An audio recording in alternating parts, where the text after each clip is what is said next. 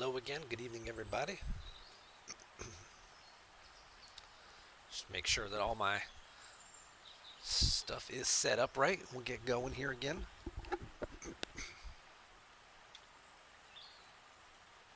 That's what I want to do.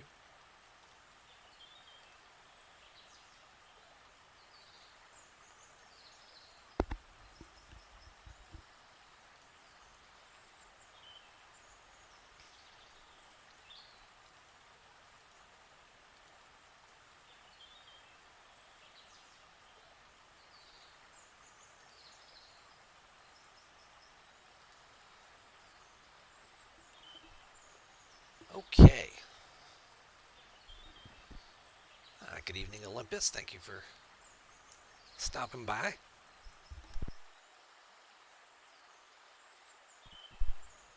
Excuse me.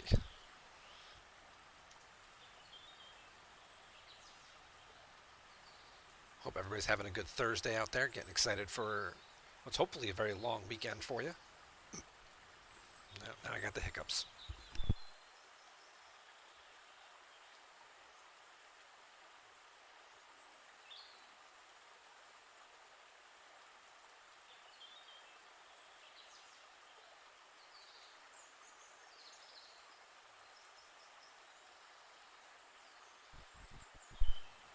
Well, I guess if you're going to get the hiccups, it's better to do it at the beginning of your show than in the middle of it. So we'll see how.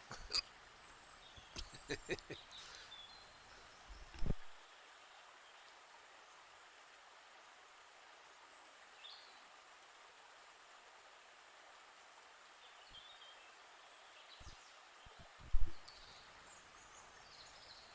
don't think they're gone yet, but we'll see how it goes.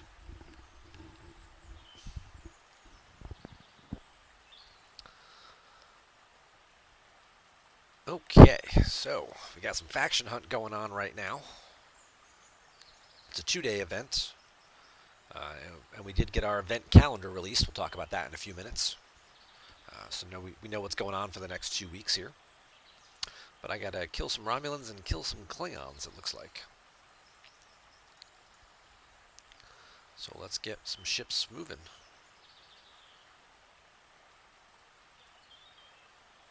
Gotta kill Romulans. Oh, that's right, I'm still all the way out up here. Okay, perfect.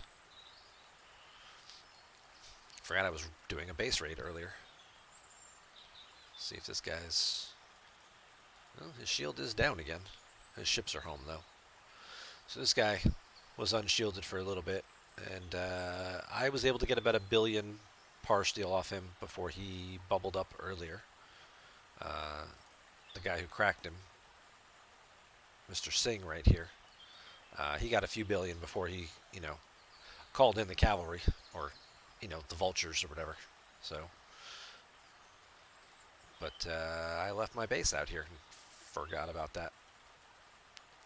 I guess in the meantime, we'll take a quick peek around and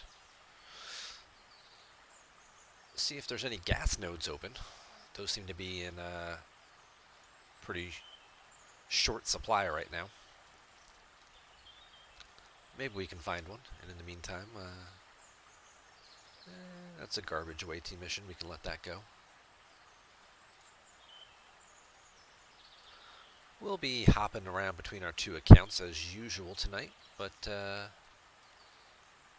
hey, there's a gas node. Bam, go grab that one. There's one. That's the only one that's open there. But you actually have high enough warp range that I can go look over here and see if there's one open out there.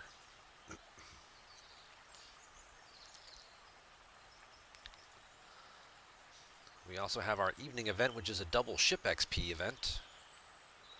We got 82, and this one should be, whoops, much easier. So hopefully you looked at the calendar today, and I was telling people in my alliance earlier, hey, at noon when the events reset, don't spend your ship XP. So hopefully you were one of those people.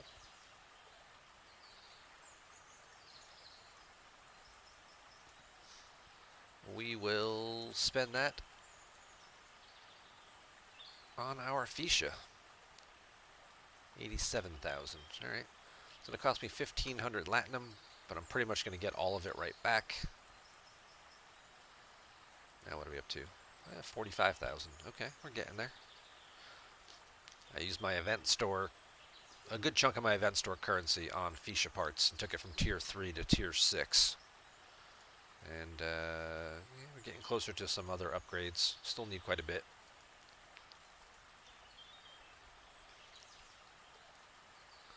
But even just getting it up to tier 6 now, the warp range on it is 131. And protected cargo just base is 113,000. So I can actually, that can actually make it to here now.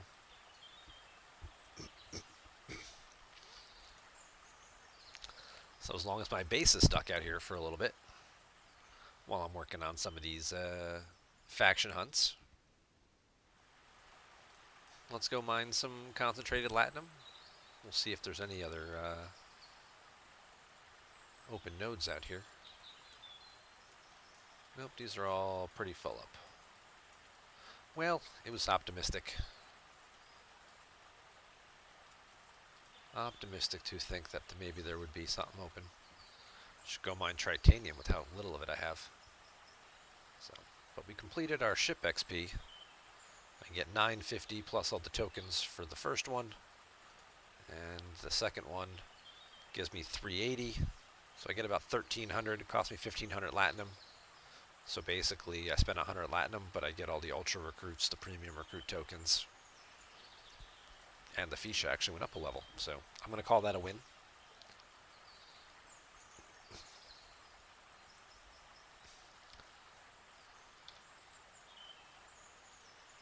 And we'll pop over to this account real quick just to make sure what's going on here. I have to do the same thing on this account. So I did my faction hunts early because this baby account only needed 230 points, which wasn't all that hard to get. But this account actually had a very interesting thing happen that we'll talk about a little later in the show as well, because our alliance merged. Just sort of out of the blue, never saw that coming. It was just like, hey, we got something going on. I'll tell you all about it in a minute. And then it was like, all right, I need 10 people to come with me because we're going over here. I was like, where are we going? It's like, just trust me. Okay. Oh, yeah, by the way, now that you're over here, our alliance merged, and we're going to start bringing people over. All right. So that's where we're at. So that's certainly interesting. But yeah, we'll talk a little bit more about that and all the fun idiosyncrasies that go involved with merging alliances, and especially when you're on a European server and, you know, there's all kinds of different languages being played over there, being used. But what do we need here? I need 33,000 for this one. And then this is the easier one. So I need 33,000 ship XP. I probably have the ship XP. The question is going to be, do I have a spot to put it? It's most likely going to be here, but let me just see if I have any other ships first. No, no, no, no. That's maxed. And these are also, yeah, the only place I really would have to put it would be on the Botany Bay. Alright.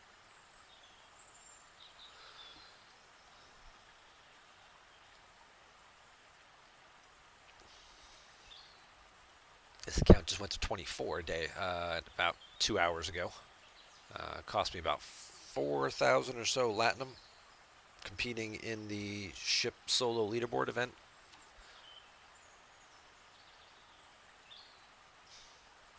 On the baby account, yeah, it was. I got it. It was the first thing I bought through the event store. I know you got the first 20 blueprints or whatever from missions, and then I bought the rest from the event store right away, and then started leveling it up. And then was like, you know what? As long as I'm here, maybe I'll get a discovery too, right? And then that way I'm not going to be held up waiting weeks and weeks and weeks for the discovery and for the Franklin. And then I was like, oh, you know what? Maybe I should get a Franklin while I'm at it too. So, because Cosmic Cleanup's not going to be around, you know, regularly. and I want it to be ahead of the game. So now I'm saving Cosmic Cleanup event tokens to contribute toward the Vidar at 25, which I can probably start getting this weekend. Because we are having Cosmic Cleanup this weekend.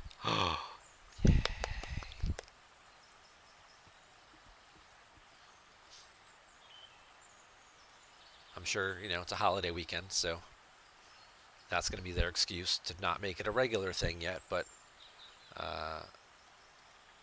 we are getting an extra Cosmic Cleanup this Saturday. But, yeah. And then I got my Voklis here now at 22. And this has actually been a lot better upgrading it and thing-wise. But I really wanted to get to 20... Well, I wanted to get to 23 so I could get the Devore. I will have the Devore on Monday. I didn't want to spend all my event store currency on it. I'd already gotten some blueprints now because of the new Monday event that they have. Basically, every Monday, when you're doing your Latinum Rush mining, there's a separate event. There's a second event that goes on simultaneously. That when you hit the milestones, there's 4 different milestones. You get blueprints for the Devore. And when you hit the top milestone and finish the whole thing, you'll have accumulated 30 blueprints. So you do that 4 times, you get all the blueprints you need for the Devore, and in 4 weeks you have it. I didn't want to wait 4 weeks for it, so I bought half the blueprints. Got 30 last Monday. I'll get the other 30 this Monday. Actually, I lied. I didn't buy half the blueprints. I bought 50 of the blueprints because I'm also right about to get my 30-day monthly chest, which will also happen this weekend. Sunday or Monday. Friday, Saturday, Sunday, Monday. So Monday I'll finish the event and I'll cash this in, and then I can build my Devore. And then this thing's just moving along. Then we can start cranking out Latinum on a regular basis. I also bought some parts. Makes you wonder if they'll keep it in the 30-day chest then. Well, once you do the event 4 times and you get the 120 blueprints, the event goes away. So it's to give everybody their first Devore.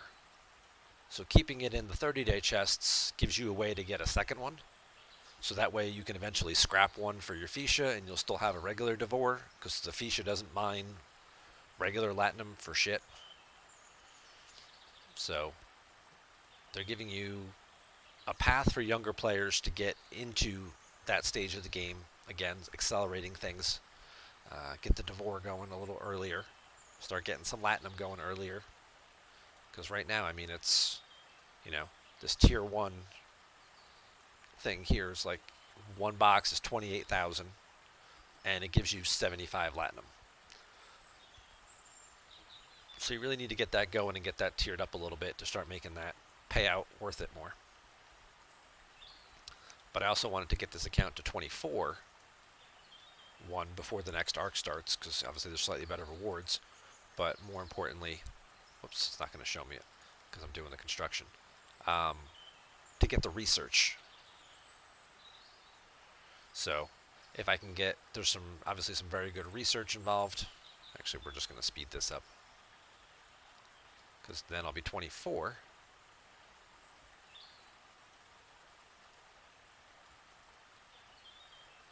So in our Starship tree, because they moved it, it used to be in the Galaxy tree, they moved all this stuff now. So now you've got, your Mycelium and whatnot at R&D 24,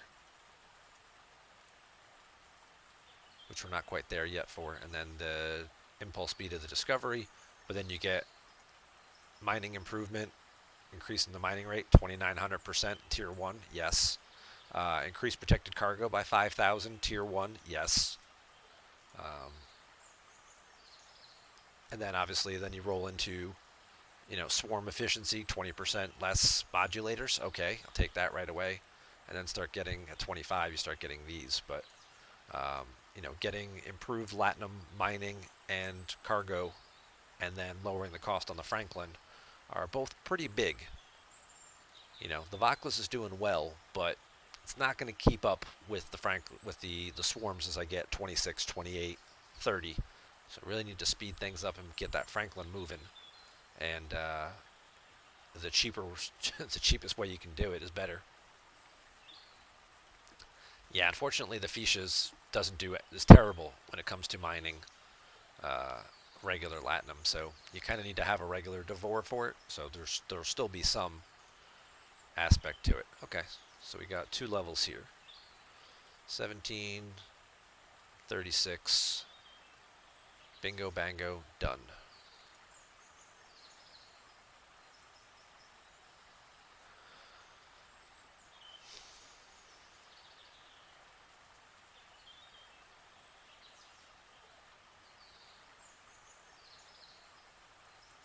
Yeah, why not? Let's do it. Let's tear up a Botany Bay. 3 days. All right.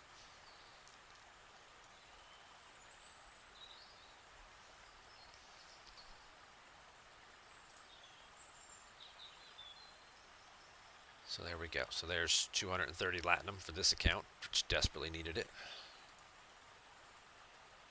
And another 92. So that's 320 Latinum plus some recruit tokens, which I will always be happy with. Now we actually get to pick a research.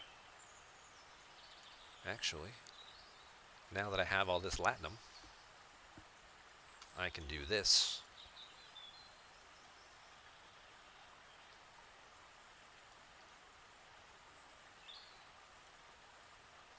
And then that.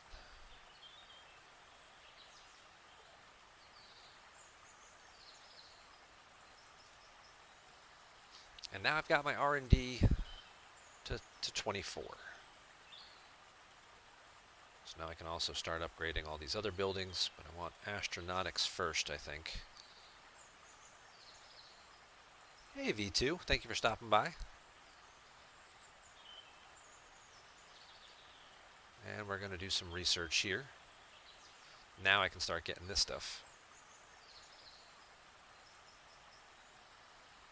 Franklin Impulse Speed I can also get. Okay. Nanoprobe Hunter. See, I'm starting to get into some good researches here. We're going to take... That one I don't necessarily need right away. Let's do this one. Of course, that would take gas.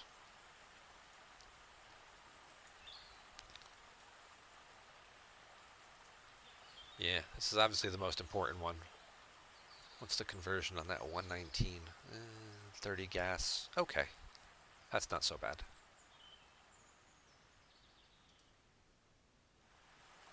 And then that guy should be done tomorrow morning.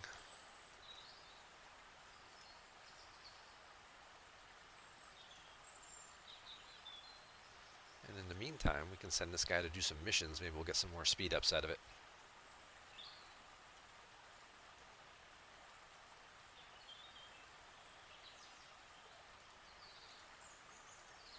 But let's launch our Stream Raiders fight. Let's see what our map looks like for tonight, what we got going on here. Alright, so we're here. We got a 3-star or we got a mystery box. I usually go for the mystery box. That's usually what I'm a fan of. So I'm gonna pick the mystery box here. We're gonna find out what happens. And we'll get a Stream Raiders fight launched here. This looked like a pretty daunting map. Do I have any quests? Place a necromancer, kill armored units. Well, this seems like a good one to put a necromancer down at. Let's start over here.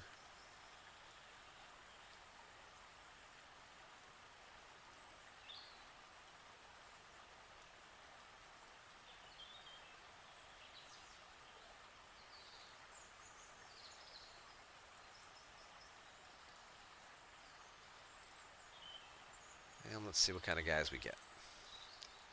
Nice. Okay. Looks like there's some people online tonight. Random people who just happen to be jumping in. Thank you all very much. If any of you happen to show up in the Twitch stream, appreciate that. Already got 10 people throwing some units out there.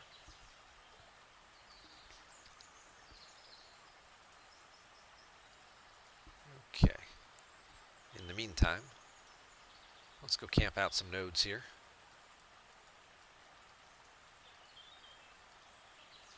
Who's sending me private messages?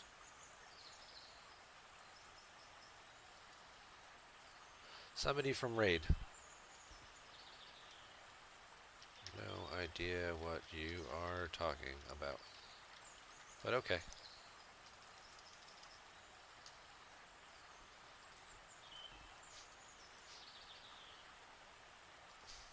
I guess somebody's mad I got their gas node. That would be my guess.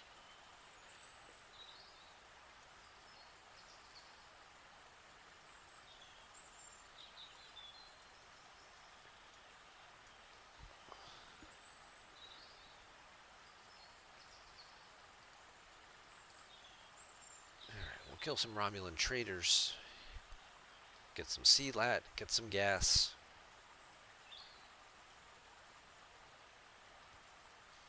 Okay.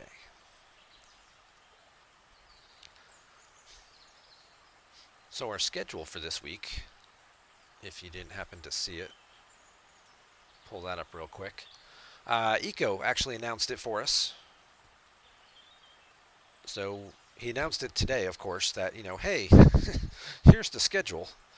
These are the events you just did. Yeah, thanks, Eco. We already know this because this event is already over by the time you announced it, but we appreciate you making an announcement at all, which is more than we have ever gotten. So that's already a big step in the right direction. Let me make sure I say that. Jim, thank you very much for the follow. Welcome to the stream, buddy.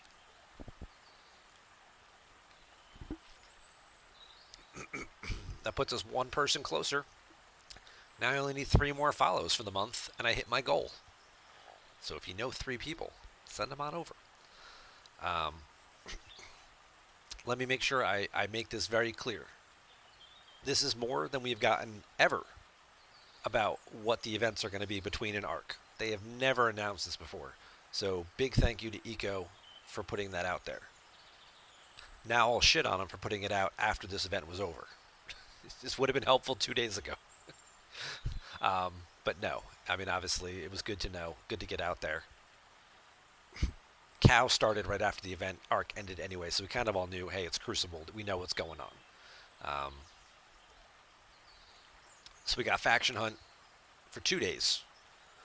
Then we get Cosmic Cleanup on Saturday, which we normally don't get. This is not during an event arc, so this is a big gain. This is 1 more extra week of Cosmic Cleanup. Getting those ship blueprint parts, or just getting those. I've been getting shafted on those loot chests where you're supposed to get like rare directives or away team speed ups or whatnot.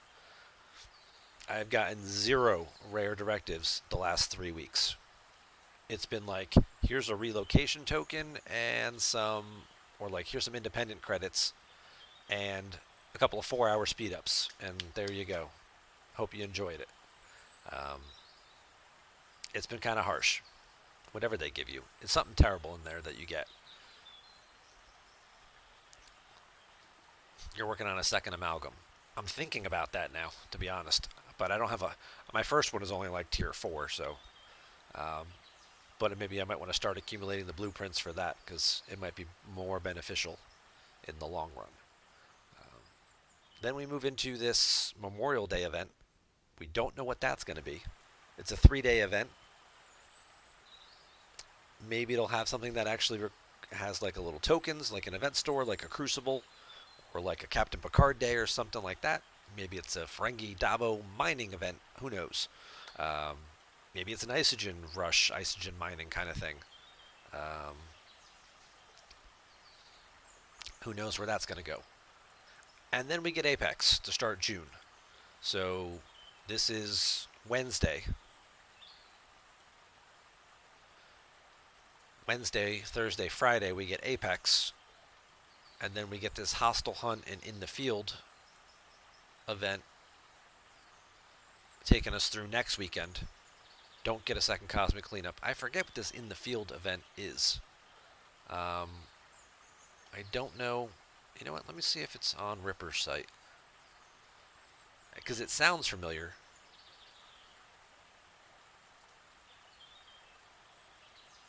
Let's see if I can look.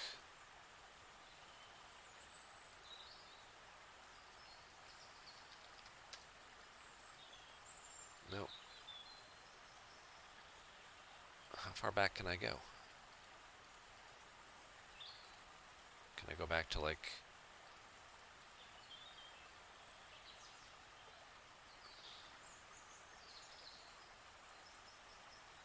Alright. I went back 4 months, not seeing it. So I don't remember exactly what this... If we've had this event before in the field. The name sounds familiar. Do any of you guys... Does it ring a bell at all? Because it doesn't... It sounds familiar to me like I'm saying, but I can't quite place what it entails. Frequency modulator cost research is definitely great. A 20% reduction. You know, some of those, I think my Franklin's tier 3 on that account, and I think everything is like 40 to 45,000 frequency modulators per component. So dropping that, pretty big. Yeah. You're tempted to save up and wait for them to add another ship. That's also a viable strategy. You know, if they add something else to that Cosmic Cleanup store someday, you might have a head start and have a couple of those things banked away. Could get it a little faster.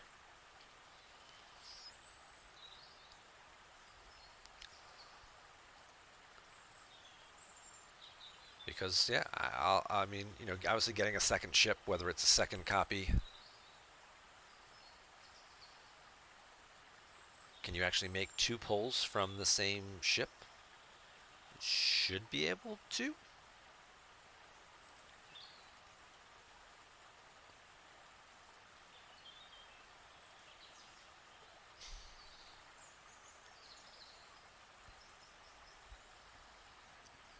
Is there a limit on them for Cosmic Cleanup?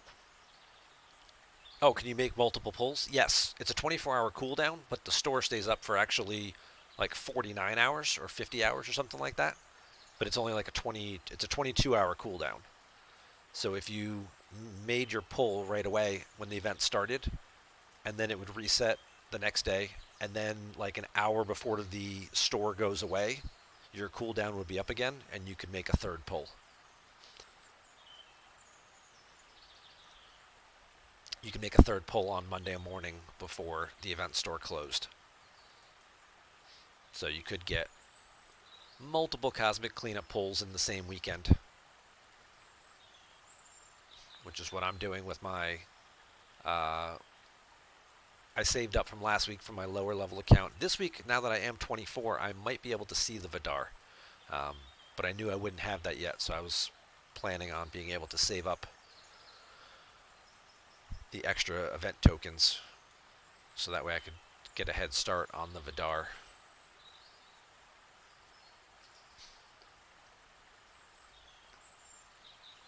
On my main account, I got my Vidar for free because at the time I had joined was shortly after they had done the Borg event arc and actually introduced the Vidar into the game, I guess, during that time.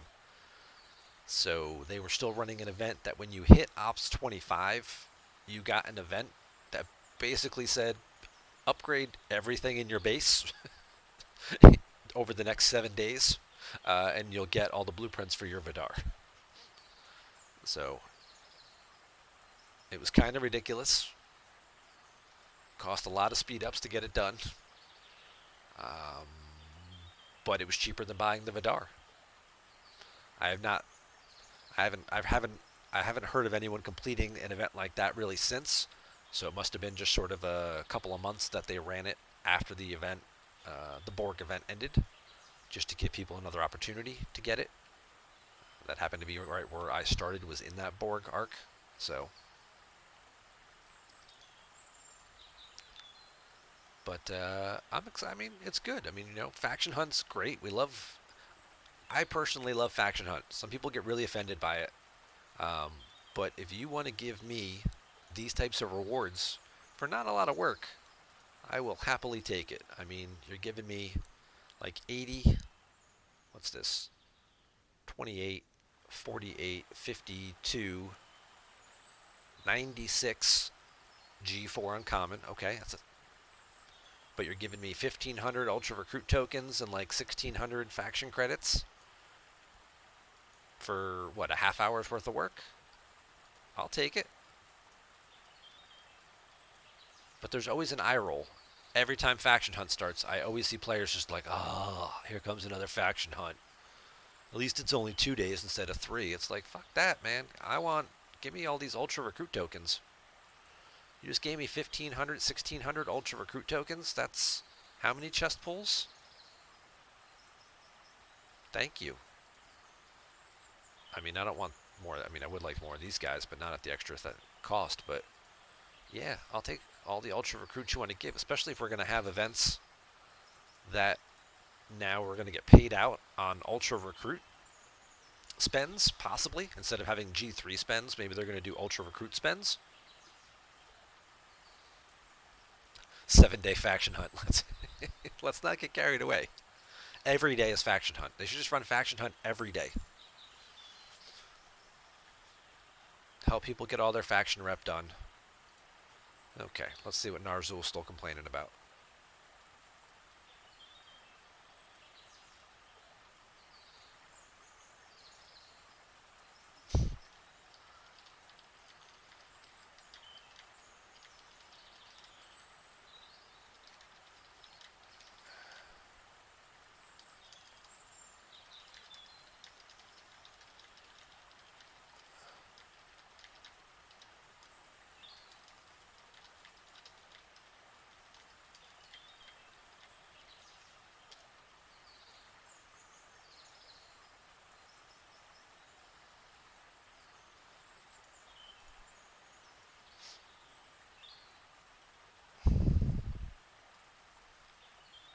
I don't even know who he's complaining about.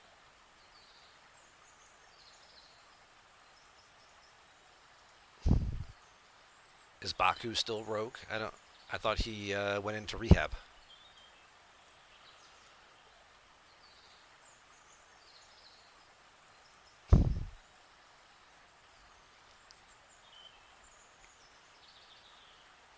Yeah.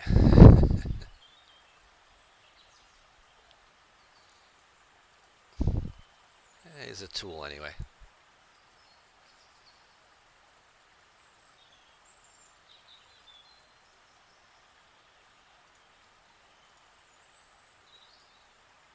Let's ask him, because now I'm curious.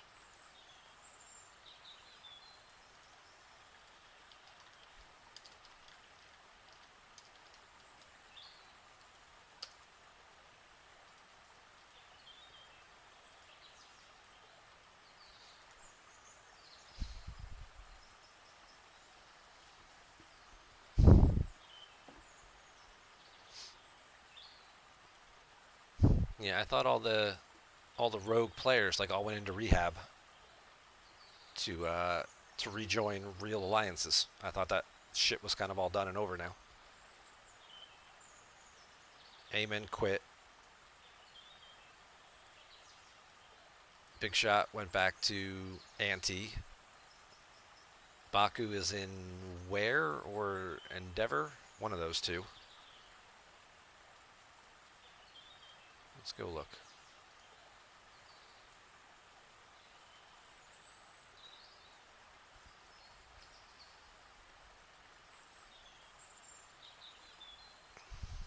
Yeah, he's in Ware.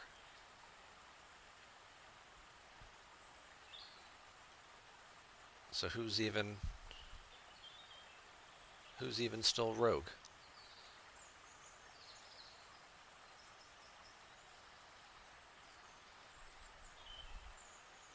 Oh, Grayson's an Anti now. That one I didn't know about. I know he tried to change names and sneak into another alliance, but I didn't know that he ended up an Anti. That's interesting.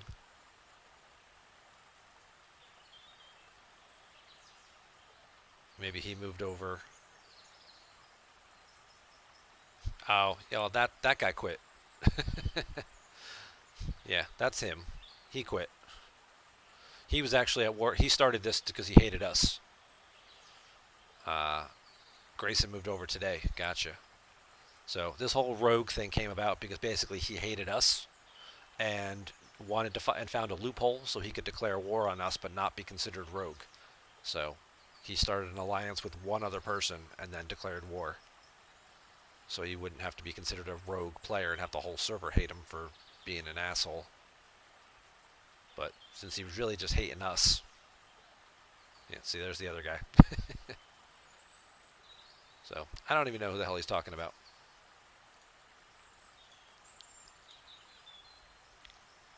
We call him Unicorn. He is a level 44 player going by no name. He was unshielded, and Yoda took 90 billion par steal.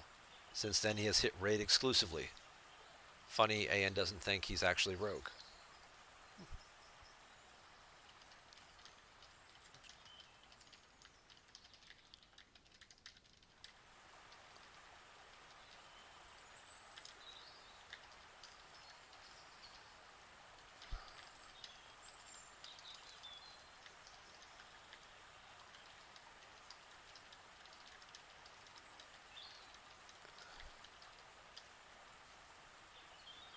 Stoned Unicorn?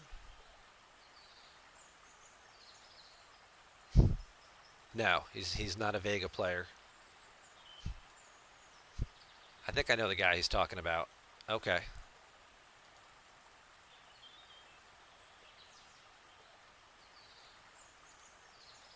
Yeah. Nope, that's... He's down here. I think he's got like his own alliance or something.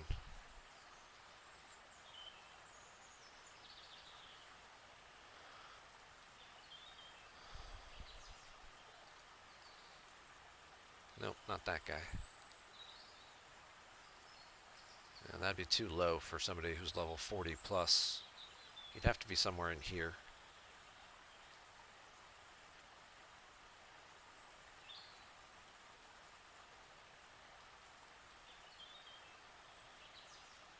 Okay.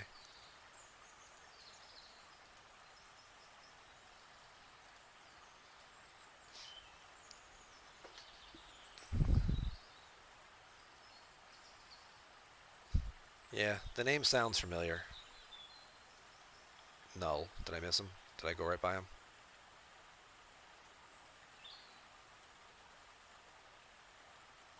Ah, right there. Name field. Okay, so he's a blank guy with no name.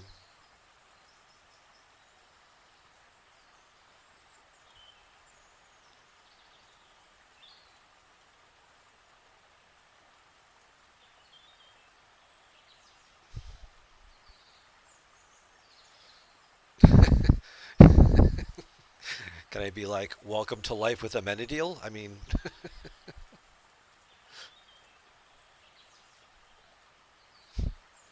But... Yeah, I remember seeing that guy's name out there for a little bit, and he was kind of... I don't forget what alliance he was in, and then he kind of just went out on his own.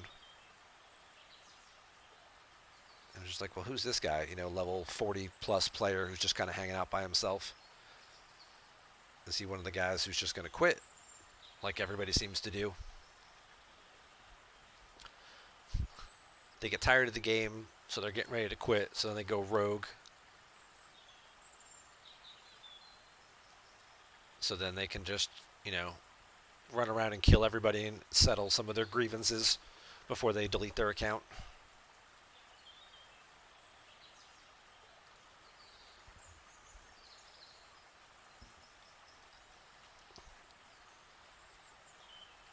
Let's see how our Stream Raiders fight's looking.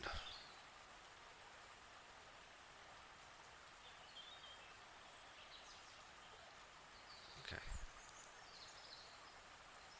We've got 15, we got 41 troops out there. That's not bad for battle number 1.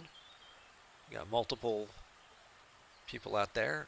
Olympus V2, you guys got 2 guys out there. Curly's got 1. Sometimes he's in the chat. Yeah, mostly just some Stream Raiders fans, which is awesome. Hopefully a few of them stop by the channel.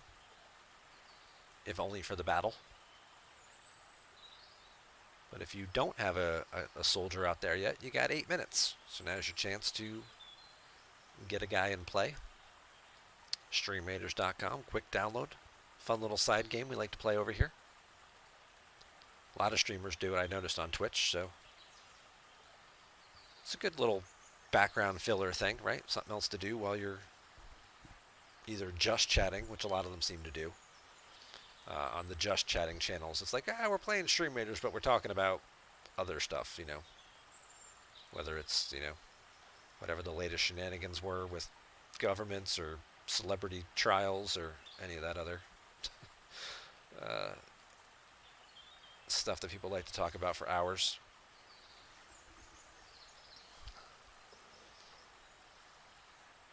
How good they look in whatever bikini they're wearing, you know, whatever's going on.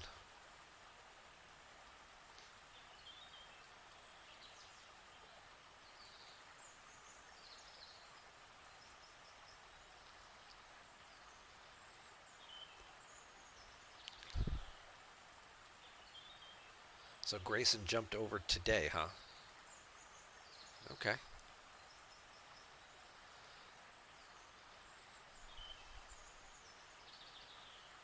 Oh, that's right, I forgot. I have something else going on over here. Yay, we finished a quest.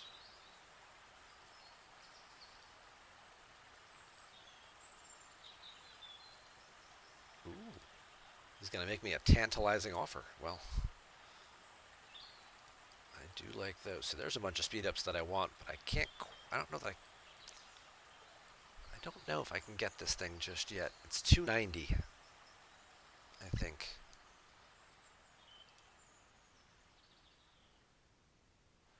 It's 305. I'm 200. If I popped an Exo and maybe did a double tap, maybe. I don't know. Maybe we'll just try it. What's the worst that happens? I get a repair bill. This thing's not that expensive to repair. But let's go ahead and do another mission or two first.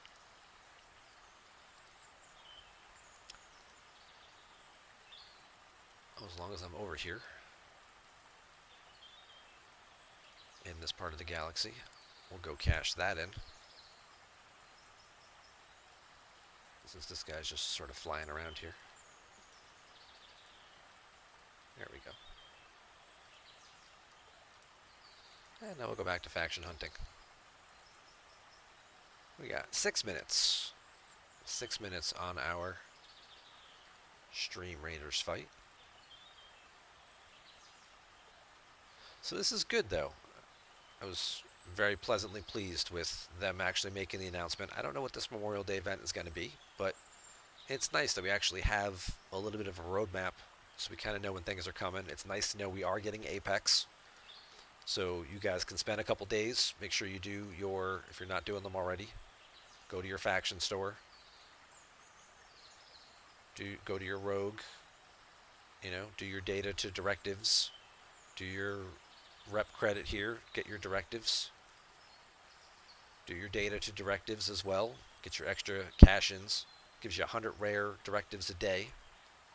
And 180 whatever uncommon ones. So 2 days. You have 4 days till the event starts, right? You can get at least 2 rares.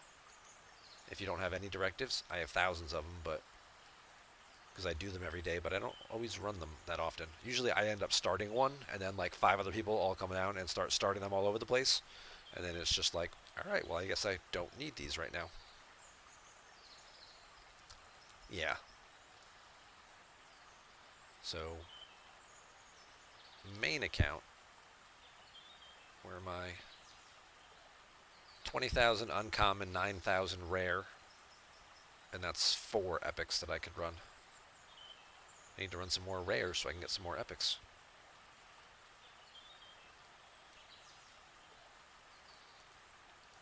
But be interesting to see what I get on the baby account during Apex, though. I'll get the data mining event,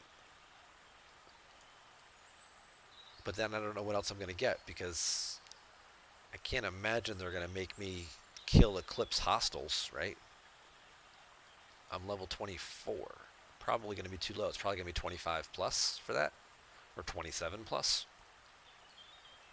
Because obviously you can't get the Stella until 27, so maybe that's it. Maybe I just get data mining. A regular hostile hunt. That would, yeah, that would make the most sense. I just have to, I just get data mining for 3 days. That's all you get. It's like, no, you're low level. You just go mine some data. Red only. Red data only. Just go mine some of that until your eyeballs bleed. And we'll see how that goes. Can you imagine if that was actually the event?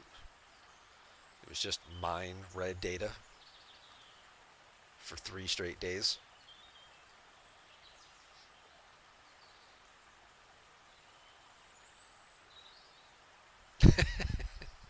That would be my April Fool's event. See, I would, instead of doing like an April Fool's joke where, you know, you just don't put out any events and it's like, haha, we fooled you, we tricked you. My April Fool's joke would be, here's an event that sucks where you're mining data. Because we know how much you guys like doing that. That would be my April Fool's Day joke.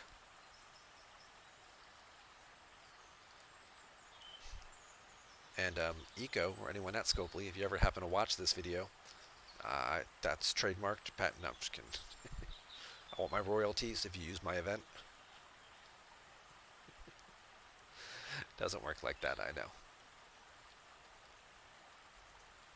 Just give me a shout out.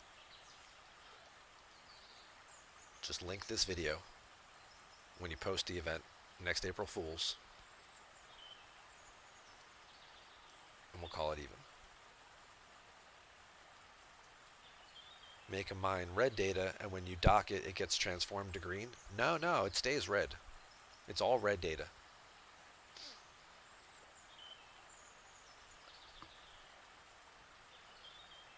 It is all red.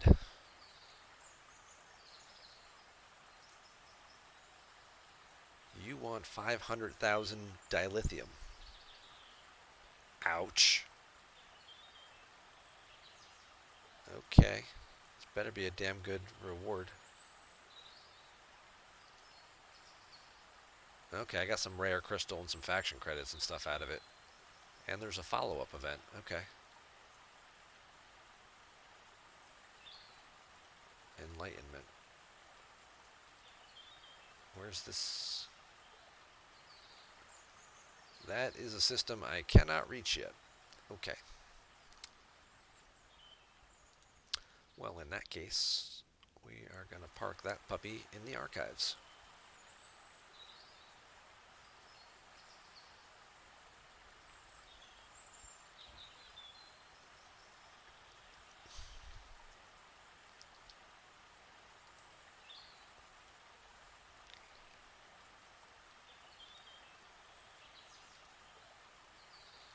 Those guys I can't kill yet. These guys are mostly 300,000 strength guys.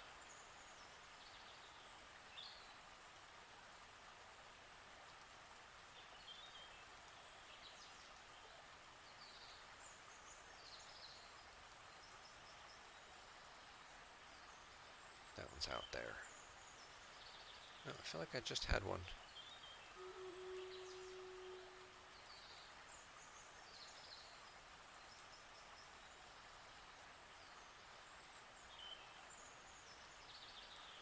Oh, that's out at Vendus. I don't think I can reach that with this ship. Oh, I can reach that one with this ship. Okay.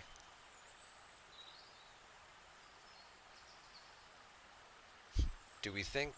Well, we'll get into Deep Space Nine talk in just a second. Let's do this Stream Raiders fight.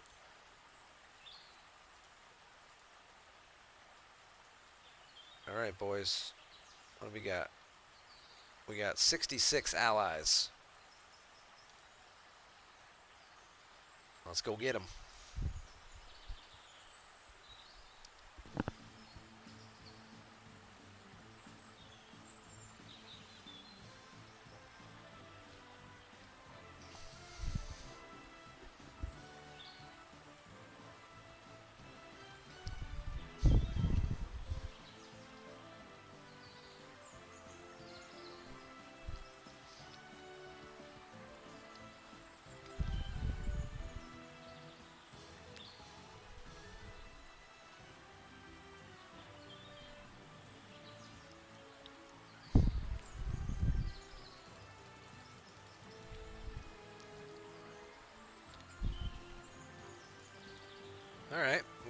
roadblock here on the corner.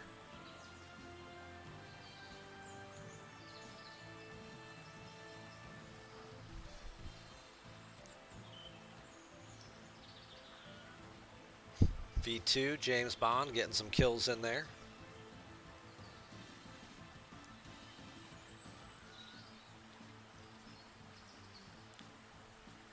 Uh-oh. Looks like their necromancer's making too many skeletons, though. We're going to get overrun here in a minute.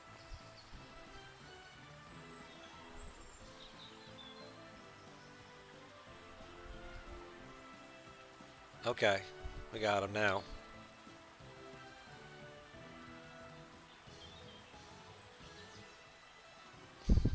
This is an epic battle. This is pretty epic.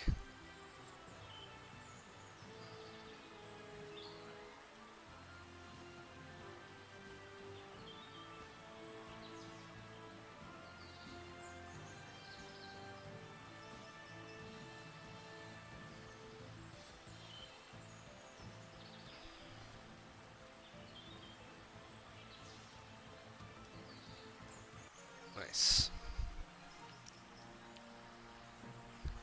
Awesome. Okay, so we got some good rewards for everybody here. We got a Saint Scroll, 2 Barbarian, 2 Healer Scrolls up for grabs. Good luck, everybody. Vagisti, Curly Fries, and Geocali. Congrats to you for picking up some extra scrolls there. Now we're moving on to a 4-star fight, but first things first. I have to collect some quests here.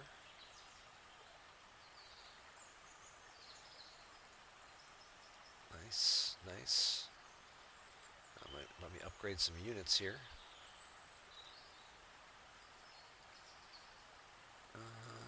Yeah, I can do both. Upgrade the flag bearer. Upgrade the healer.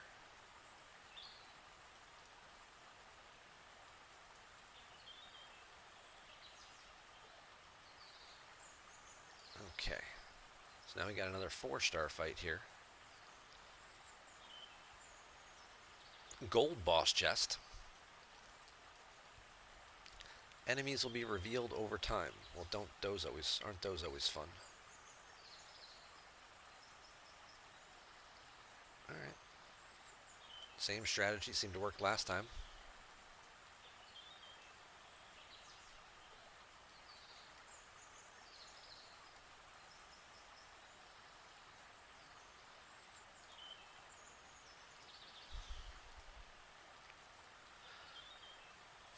And let's fire it back up.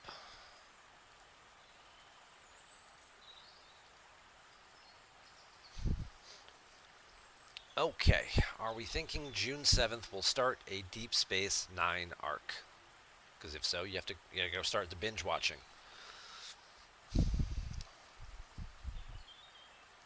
I'm a little skeptical. We've been clamoring for Deep Space Nine for several months now. And, you know, to keep throwing other stuff at us along the way.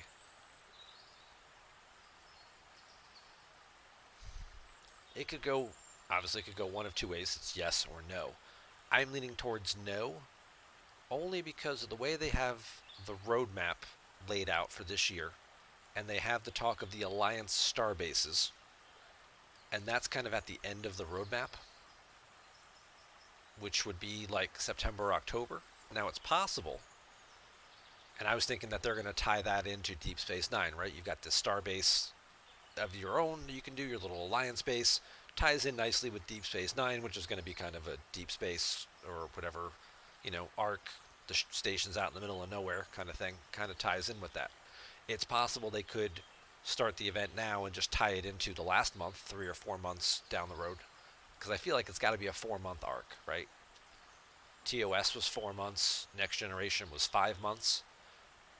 Deep Space Nine has so many characters, and you know, potentially a new faction with the Cardassians, maybe, that we could be getting. Whether they add them in somewhere else, maybe they just make an independent, you know,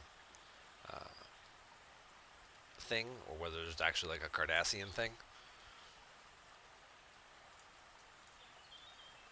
So it's possible if they make it a 4-month arc or a 5-month arc, then yes, you could put Deep Space Nine, put the Alliance star bases at the end of that arc, uh, and fit it in.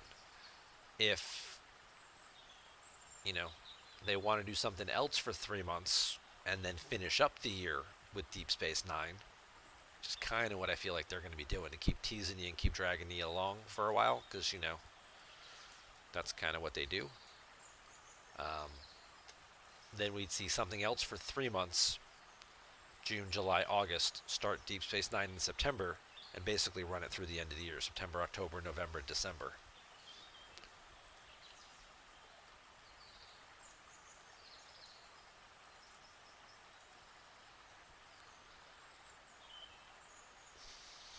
Now, in my mind, in my perfect world, they would do a 3-month arc based around the Cardassian faction. Kind of the Cardassian, like we did Duality, where it was the Klingon-Romulan kind of war.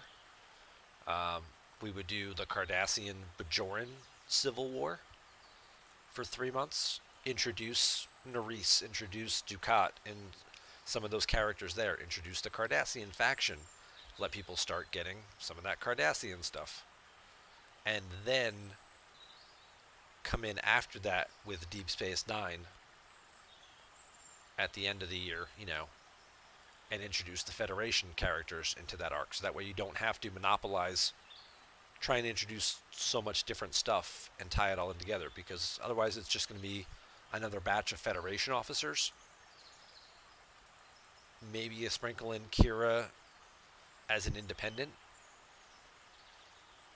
But then, we don't get, maybe Garrick or Dukat or some of those other people. We don't get the Jem'Hadar. We don't get any of that cool stuff that goes along with them. I don't know. What do you guys think? Curious to hear your thoughts, where you think how this is going to play out. I wish I knew. It would be great if I knew.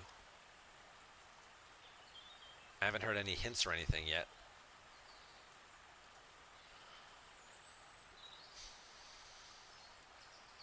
Rev and DJ usually start dropping those like, a week and a half or so. So maybe like this weekend, maybe we'll start to get our first hint.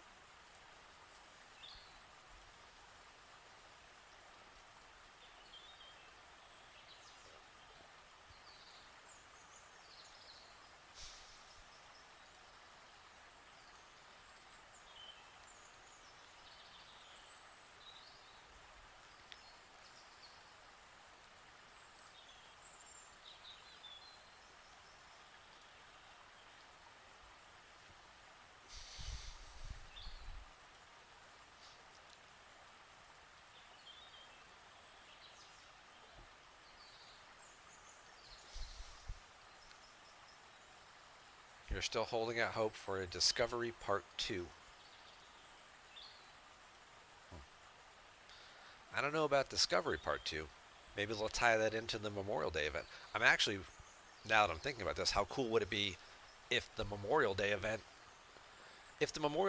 focused on Strange New Worlds, won't introduce any new characters yet necessarily, but maybe it'll be like a way to do some milestones, do some events to get like some Pike and Spock shards or something.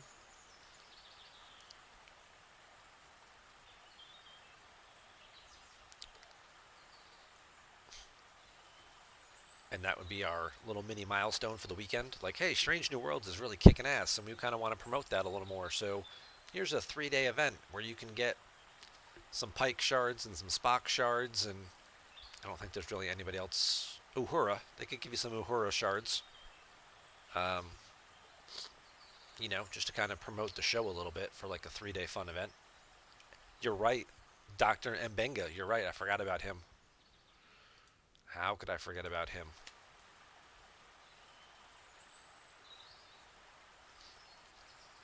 They seem to do the big arcs in the summer, so on the Prophet side, I think they do it now. It could certainly make sense. TOS was about that time, but we went from TOS right into Next Generation, didn't we? Maybe it wasn't.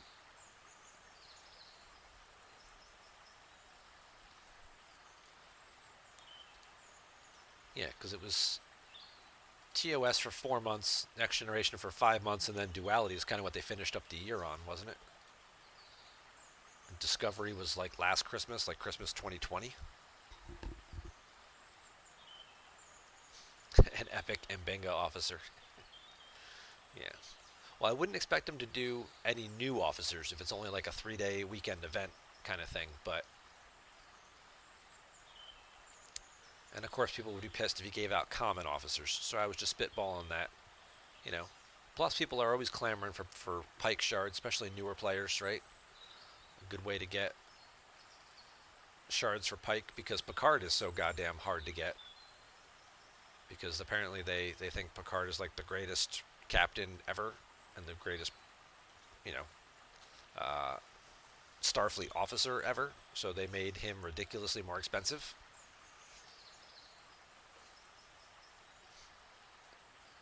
It's really the only thing that makes sense in terms of like why every. It's easier to see on this account. Oh, yay. What do you want?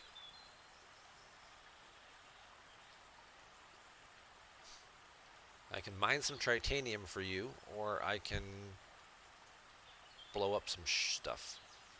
3,000 ship XP. I'm actually going to take the 100 of these credits because I need Chen shards, and maybe I'll get lucky and get one. Mine 25,000 tritanium. Okay. I have like 5 missions that require me to mine tritanium, so I'm trying to get them all so I can do them all at the same time.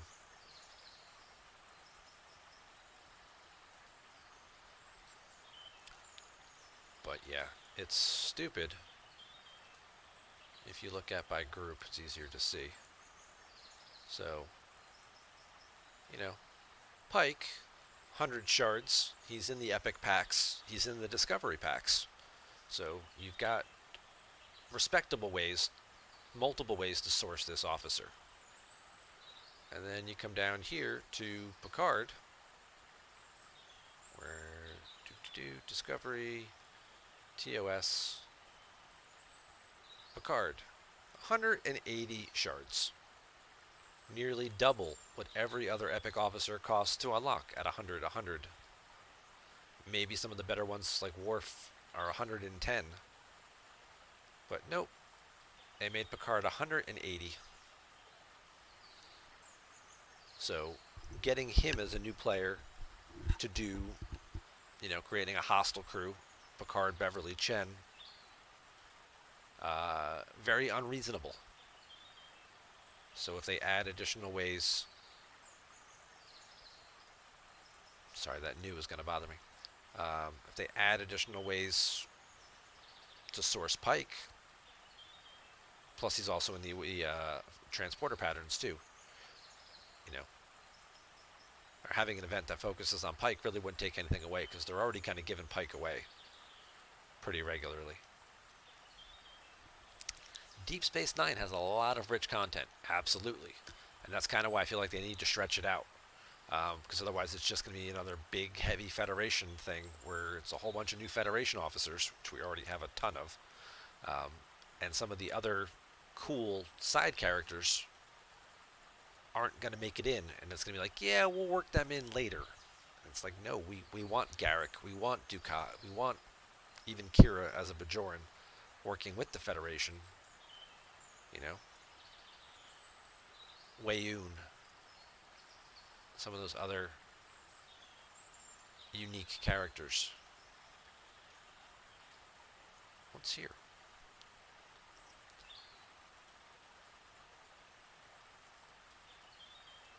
Oh, what's that guy? 424,000. Yep, nope, not killing him.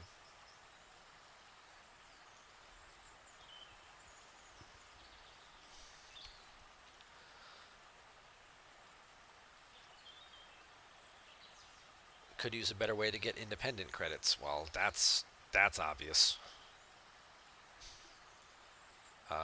Yeah, independent credit are so terrible. I have a current backlog. All officers that I could tier up. These are all officers that actually have to go like 2 tiers. They're maxed. I'm getting transporter patterns for these guys, but they require 11,000 apiece to push them to max. 11,000 apiece. She needs 9,000 to move her up a tier. But I'm currently saving up because, unfortunately, the Borg officers also use independent credits. Smaller amounts for the other ones, but, you know, when you're trying to promote 5 of 11, 6 of 11, they take huge amounts of independent credits in addition to the 500,000 or the 1,000,000 nanoprobes that you need. It's like, oh yeah, by the way, you also need 25,000 independent credits.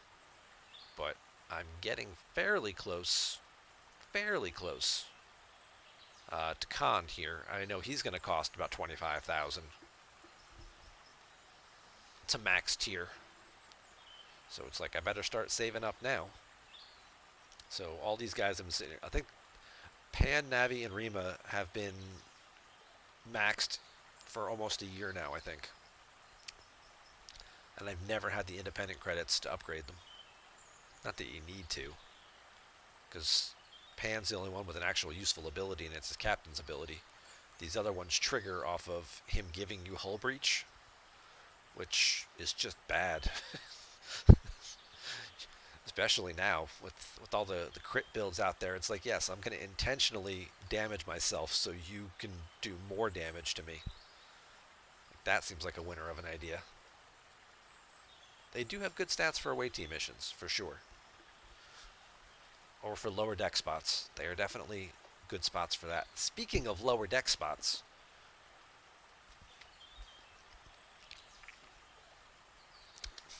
I didn't know about this. Did you guys, first off, did anybody watch Black Half Dan's video he posted yesterday about the Spock bug? I know for my guys, I linked it in our Discord chat, but Black Half Dan works with Stewie Doo and Lude over at the STFC Officer Tool. He makes some very good YouTube content. But he put out a video that sort of explained more about the armadas, yes. And how different officers, I always knew that when you have multiple people who bring the same officer to an armada, you know, only the first one you ever see in the battle log, but you're always like, oh yeah, the other ones went off too. Okay, they just don't show them.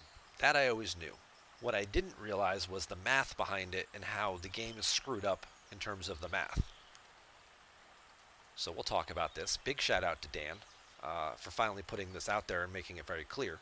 So let's say I take my jellyfish to an armada and I take my standard armada crew. Everyone takes the same crew, we'll say. Whether you're Ops 55 or Ops 25 or 30, whatever, everybody takes the same crew to the armada. I'm hosting the armada. So my 5 of 11 goes off first and does his ability to improve all of the defense stats by 600% of the total health of all the officers on the ship. It's going to say my health is 15,000. That's the stat that it's going to trigger off of, and everybody else in that armada, their calculation, whether they're higher or lower, is going to be based off my 15,000. So if Gan, who's level 50, is bringing his, souped up Pelum, where he's got 9 officer slots, I'm actually holding him back because his health stats is going to be way higher. Yeah, exactly. It's been in the game, but nobody's really ever understood, or at least it hasn't been commonly out there, and people haven't known about it. We've all known, yeah, you look in the battle log, it's screwing stuff up. But if it's actually triggering off of whoever's goes off first, everybody's doing the same thing. Now, whatever your officer ability is here, your captain's ability or officer ability, it's still going to do the individual calculation. So if you had 3 guys here and you had full synergy, it'll give you 1,000%, but where it says total health, whatever this number would be, is going to default back to who's ever went off first. So if that level 39 guy wants to set a 47 epic or whatever, 48 epic out in deep space, and he brings this crew, and so do your level 55 plus players with their G5 ships, they're getting completely screwed over by that first officer's lower stats, you know, triggering first. That guy who barely makes it with their Franklin, who's like, I'm just throwing everybody on the Franklin. I've got, Scotty out there for extra warp range, but I'm taking 5 because I want the extra loot. His 5 stat is going to trigger first, and he's going to screw it up for everybody else. And everybody else is going to take a shit ton more damage. Yep. Exactly. So I shared that with my Discord, with my alliance there. Hopefully other people will as well, because that was definitely some math that I don't think a lot of us were aware of. We just thought, oh, it's working in the background, it's doing its thing. We gotta go kill some Klingons now, huh?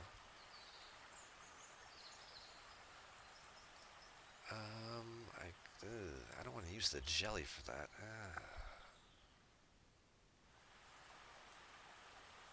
Yeah, I guess we'll use the jelly.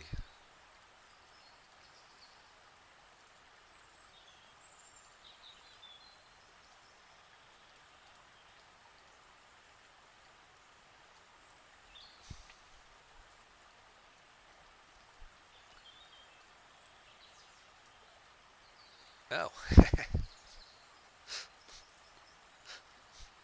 I forgot. Talon was on the miner. So, yeah, that's definitely why I put that out there in our Alliance chat. I was telling people, like, if you're the weaker player and you're setting the Alliance, the Armada, and you're trying to get some bigs to come help you out, you have to make sure you're taking officers that don't trigger off that kind of stuff, because you're really going to hurt them and hold them back. So getting your attack stat over 70,000, so your 6 of 11 will give you more piercing. Yep. Yeah, your 6 of 11 is triggering off of my 6 of 11 stat.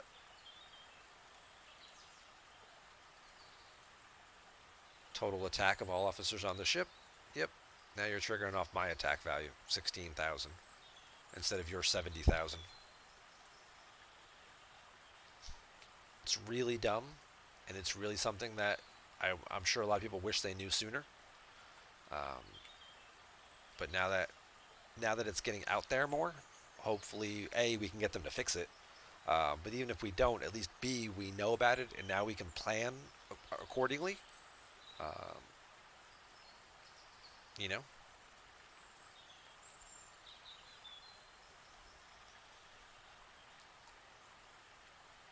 Hey, good evening, Pumpkinhead. Welcome to the stream. Also, below deck, even if they don't proc, you heard?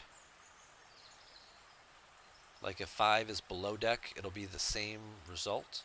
So if my 5 of 11 is below decks on like the starter's ship, it would still pick up his ability and do the math, do the calculation. That would be interesting. That doesn't seem like that should work, but... Huh. So whoever's... Because below deck guys don't trigger their officer abilities.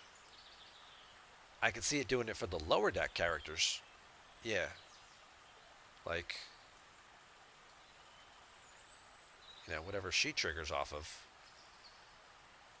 No, she just triggers, these are just base bonuses. These aren't actually calculations. Okay, so then never mind. That doesn't work. Wow, so then having those lower deck officers would hurt even more because their stats are so low that they're probably dragging down some of those values. That would be really bad.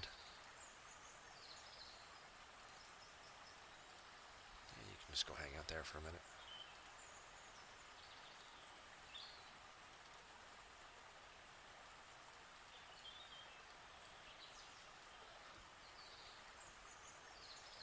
so there's Talon.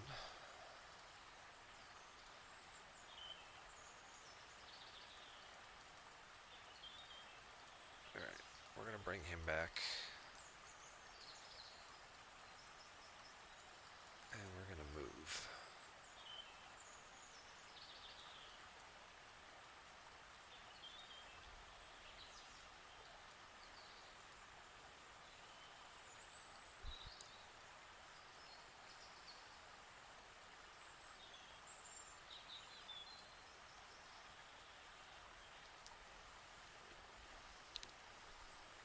Like of that fight. Tasha, does she increase damage for the entire armada or only on the ship where she is? Let's take a look.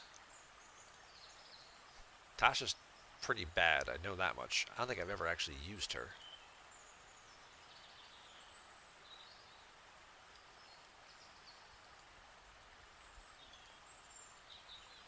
All weapon damage against non-player targets by 20%.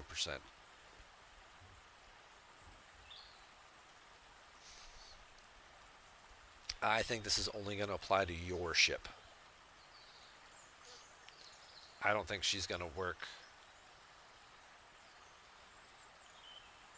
Like if she's in an armada, I don't think she's going to boost everybody's weapon damage. I think she's only going to boost your weapon damage.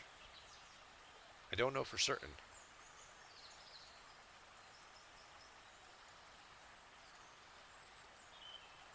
There might be a video or something somebody might have done, whether Rev or DJ might have done a video on her when she was released. I know that pretty much nobody uses her. They're just like, yeah, she's terrible.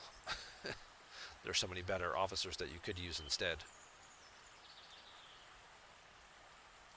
I guess now that we have the battle log exporter, the best way to figure it out would be to have, run 2 armadas, right? Have everybody use the same crew, run an armada, export the battle log, and then do a second armada and swap her in, and then do it again, and then upload the 2 battle logs to that one of the websites where you can see the damage calculations and just kind of look and see, did everybody's damage go up?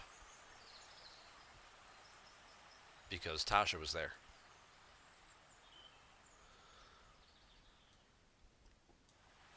You'd have to use like a throwaway officer. The best way to do it would be to use like a throwaway officer like Scotty or something like that, who won't add anything, and then take Scotty out and put Tasha in and see how much it changes the value.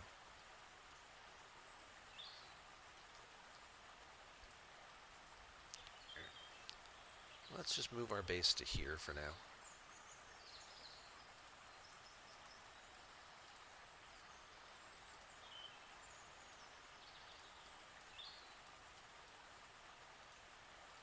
And then you can go kill me some Klingons.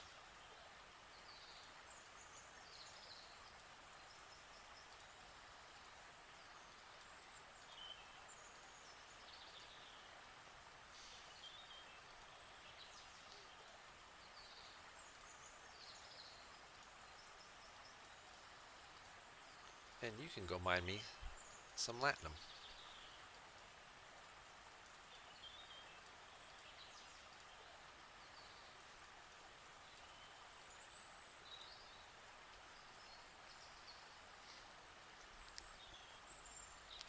They really should add new common and uncommon officers with very niche uses. Feels like they just slap epic on things these days.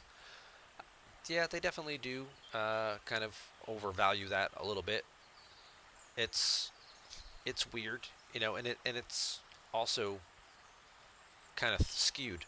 Like if you look at, you know, the different groups and things, I feel like Next Generation they screwed up with, to be honest. We'll just put that out there. Like, you know, they put a couple new introductory officers in. They put some decent. There's a good balance with Discovery between uncommon, rare, epic, and then another little subset crew. You came into TOS, okay, these are all iconic characters. I get that. Here's a whole bunch of, they're all rares, a couple of epics.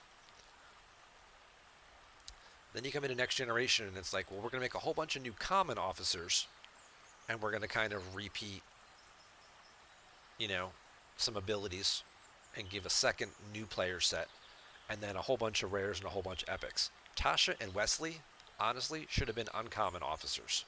Their abilities are pretty mediocre, and they are pretty mediocre characters, especially in terms of rank, right? Ensign Crusher, by the time he left the show.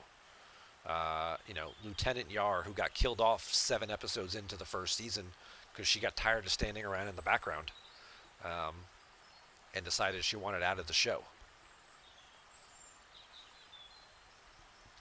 So they both should have been uncommon officers.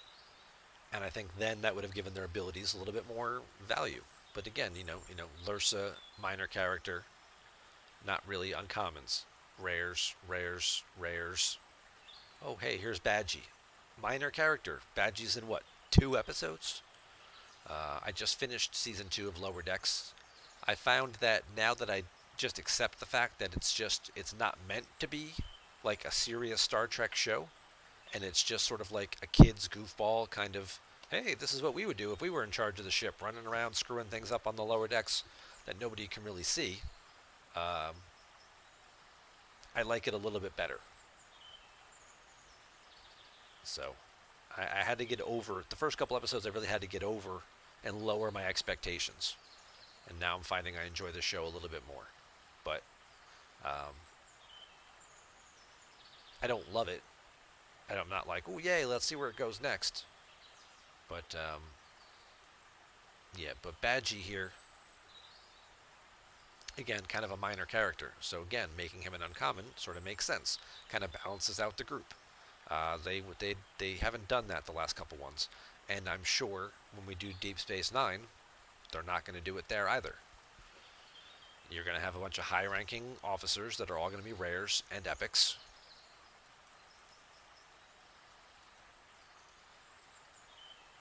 And they're all going to take a whole bunch of faction credits that, we're already maxed on.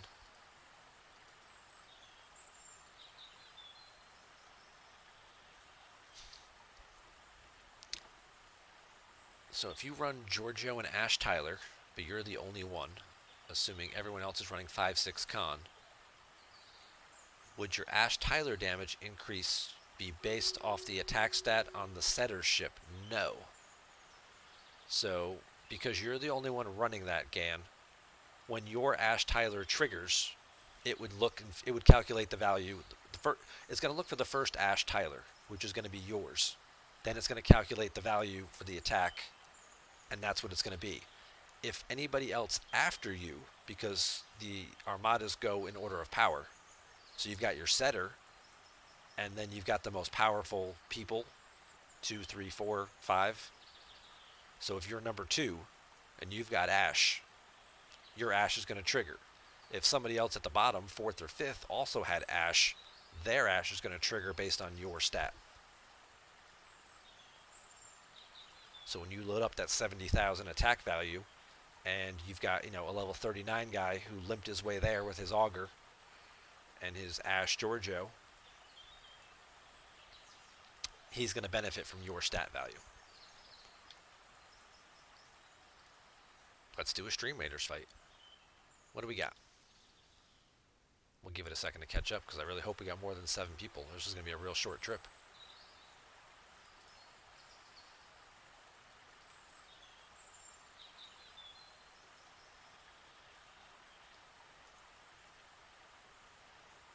Okay, there we go. 37 players. I like that number a little bit better.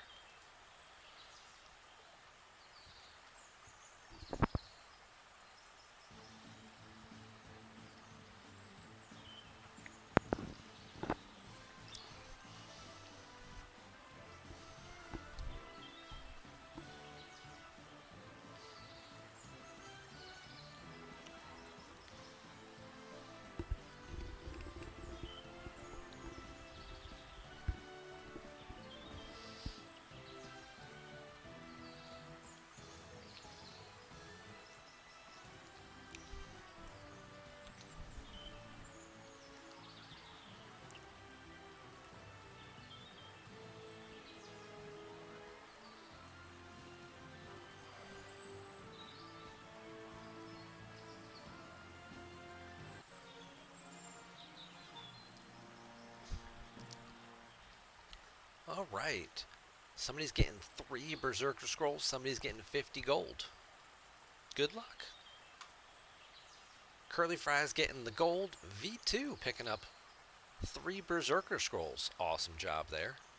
Olympus with 14 kills led the way. I had 8. That's not bad for me. 5 assists for Achals. And we got time for at least one more fight here. One more good one. We got time for one more.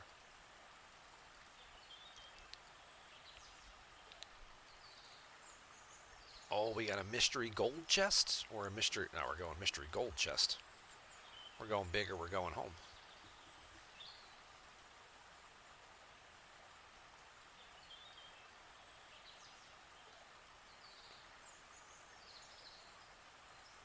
These are all mummy, orcs, goblins. Yeah, let's go Orc Slayer. Let's take them head on.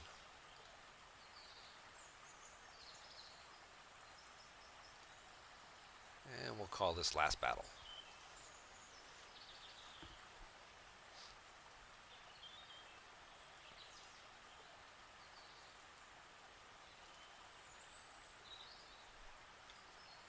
Okay. So yes, this is our event schedule. Faction Hunt, Saturday Cosmic Cleanup, Saturday, Sunday, Monday, Tuesday. This is a 4-day event for Memorial Day. So, I don't know what they're going to have in mind here. So Memorial Day is all about paying homage to the people who died, right? So maybe all the actors and people that we've lost, they'll work in. Or maybe the characters who were killed off in the show, they'll find a way to work in. I don't know. Actually make it like a real Memorial Day. Like, hey, here's a chance to get some, you know, half the cast of the original series has passed away now, and we've lost a few other people as well. Nog is, well, Nog isn't in the game yet, but he's gone, and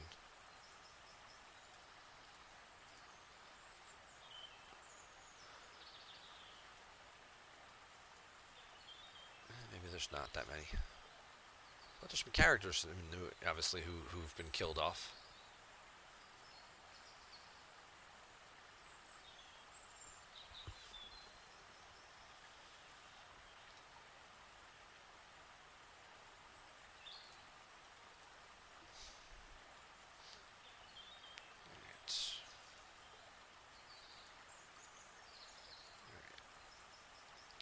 We're going to see. I don't have any of the epic officers yet.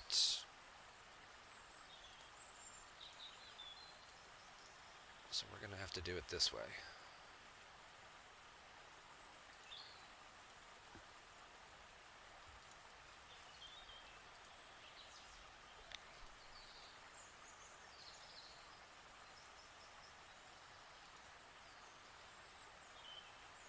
It's 305. I think I'm punching up way too much here, but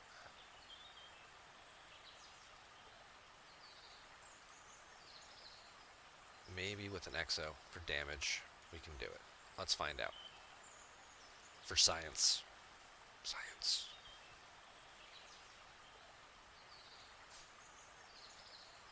We're doing it for science.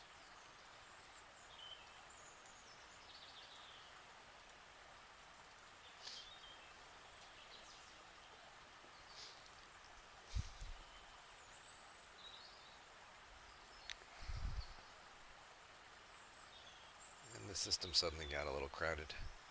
That's because the 38s are so much easier than the 40s. In these rep-free zones, the 38s 1.1, the 40s 3.5, and they hit a lot harder. They definitely back it up. That's for sure.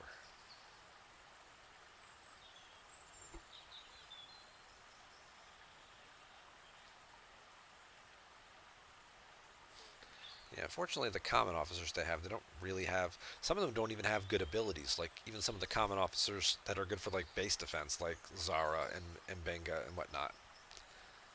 They never see use because they're too limited.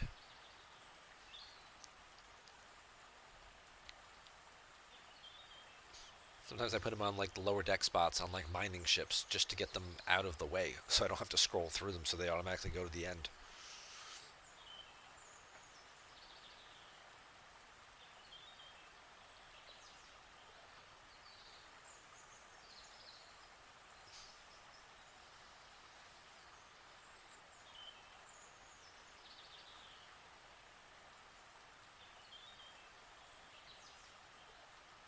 Yep.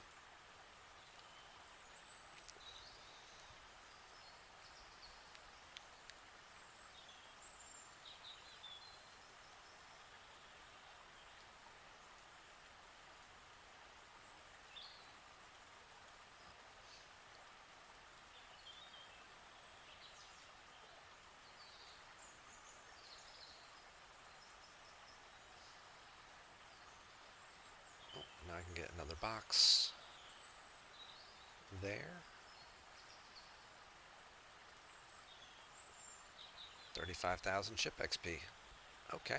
Should open this before I did the the ship XP event. I forgot about it. 150 independent credits. That's fine.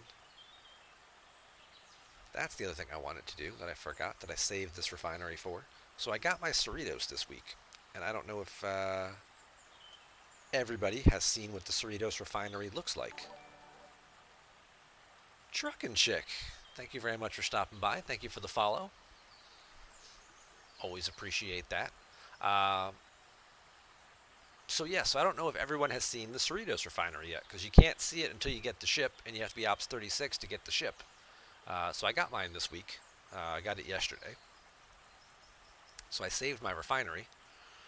So you get 7,000 refinery tokens for doing the Wednesday event. You finish it, it gets you 7,000 of these refinery tokens. It means you can open one box every day for 7 days, or you can do 2 chests, which I'll do for 3 days, and then one box for a 4th day. But you've got a chance at parts, you've got a chance at the particles you need for research, and then this is your officer breakdown. 1 of, 2 of, 5, 22. This is basically half unlocks at 60. 25, 45, and then full locks here at 120 for the epics and whatnot. No little I button here, so they don't tell you what the ratios are in terms of the payouts, which is unfortunate, because it'd be nice to have some of this stuff actually here.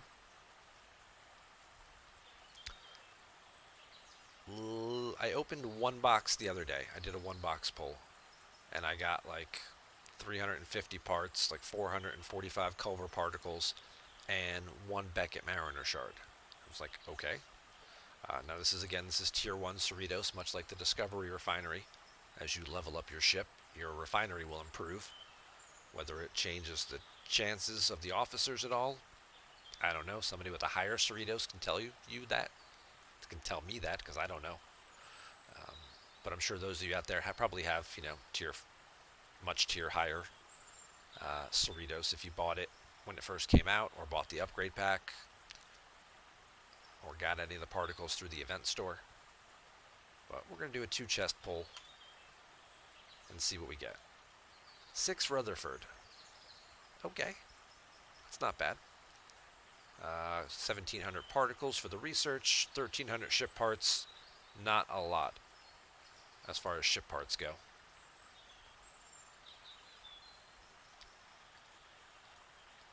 So 1,300 ship parts. 3,000, 6, 9, 13, 16, 18, 20. So it costs 20,000 ship parts to get it out of tier 1. So 1,300, not exactly doing a whole lot, but I do agree, Olympus. It was nice for them to kind of put this mechanic in the game pretty early on. They added a new block of officers, so creating a way to source those officers is definitely helpful. Definitely getting people access to them earlier. Inconsistently is good. Unfortunately, like you do point out there as well, though, the Cerritos isn't available until Ops 36. So there's a good chunk of the game of players. Maybe they'll come back around again in future event stores. Maybe they'll do random filler arcs with Lower Deck stuff.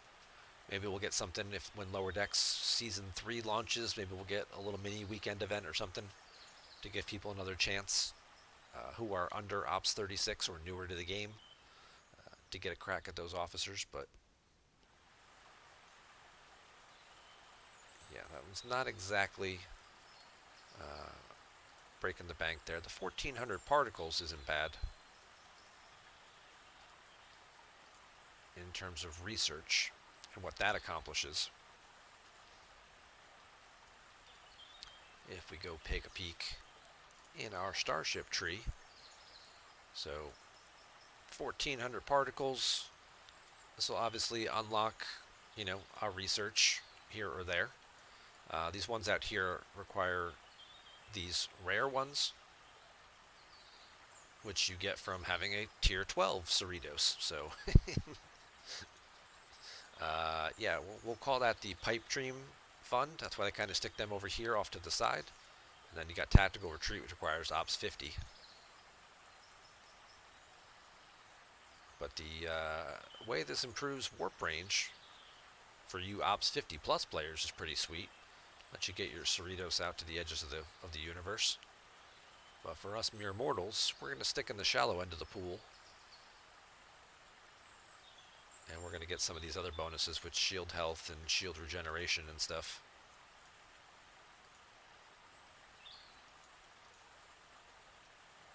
And boost some of these lower level stats for a little bit. That aspect of it, the research for it, that seems like that's going to move a little quicker than the officer sourcing. But at least it's there, right? It's already a built-in, it's an established mechanic. So we can go from there.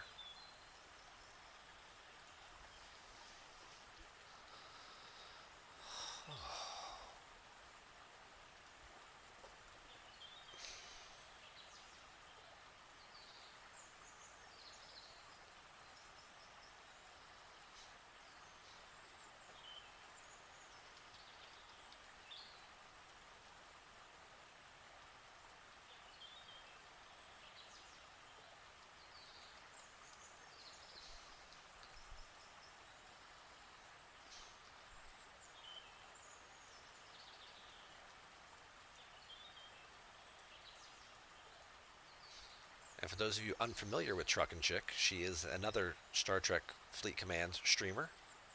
You may have heard her on some of DJ's recent podcasts as well. Part of the Talkin' Trek, Truckin' Chick. Say that 3 times fast. But she's on Twitch occasionally doing some streams when she's not on the road because she is an actual truck driver, if you read her bio and her profile. So you got yet another content creator out there, which is good.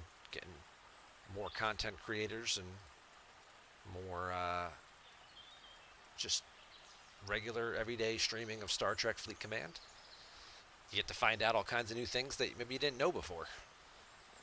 Like we were all dumb, or most of us. V2 apparently already knew this information and wasn't telling anybody. He was holding it to himself. But the rest of us learned something new this week, with the whole Armada thing.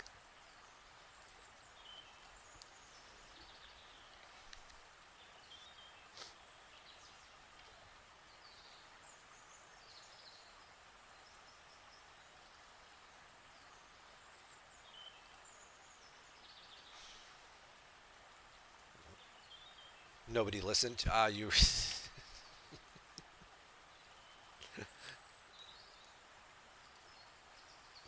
I wish I had known sooner.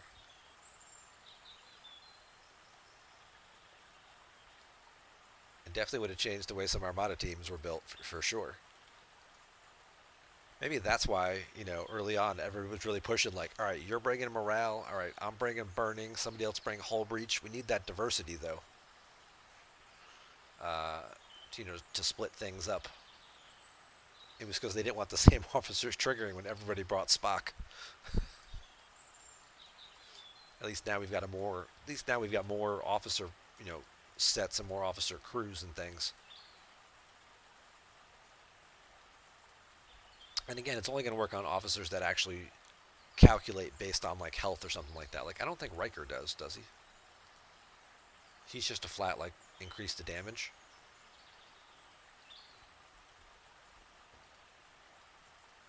Yeah, he's just a flat increase the damage. Everybody bring a Riker. He's fine.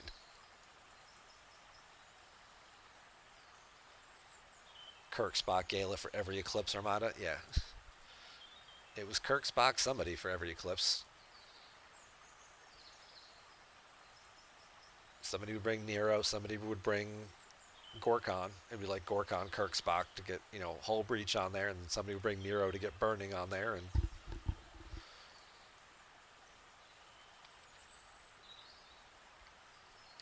yep. That's why if everybody brings Kirk, Spock, Khan to exchange Armada, sometimes it gets weird. It does. It does absolutely get weird because those guys are, when the level 37 guys, that's the, Armada versus the level 42 guy, or the guy with the guy with the level, 30 Stella versus the guy with the level 45 Stella. So the values are certainly a lot different because the number of lower deck spots open, for sure. You're going to test out the lower deck strategy. Do that. Report back to us. You star a little guy to do good, but everybody is stuck with his defense. Only if he's the only guy you star. Because then if you star him, he goes to the top, right? He becomes number 2 because he's starred. So star everybody else to bump him back down. And that should work. That would be your workaround for that. Just be star everybody else. Once you star one player, star everybody else to lock in the group.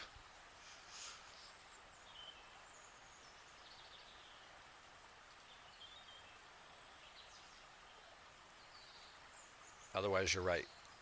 You would get stuck with certain people's stat values for things.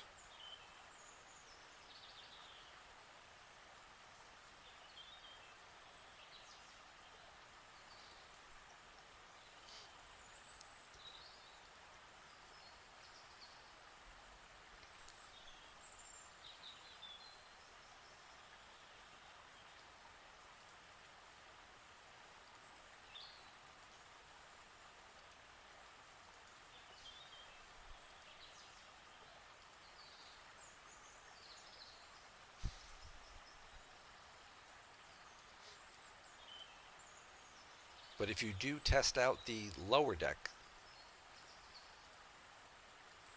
report back to us. Let us know how it goes.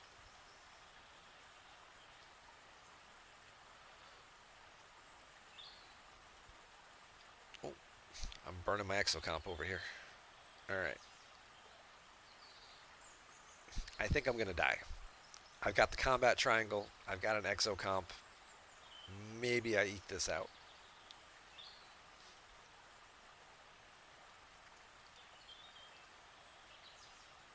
Oh, we did get it. Would you look at that? Quick, go repair. Maybe I can find somebody else to kill. Bam. There's some crash shards and a bunch of 8. That's a lot of 8-hour speed ups. Damn. That's a lot of 8-hour speed ups.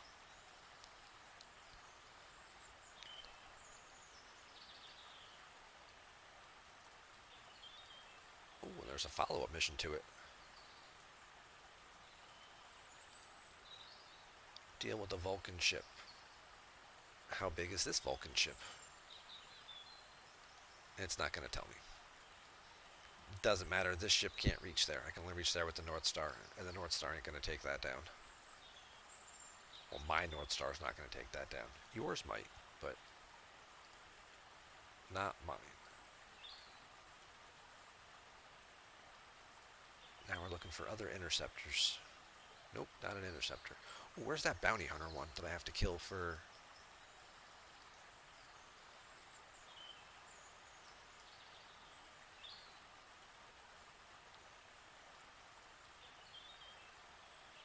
that's an Explorer.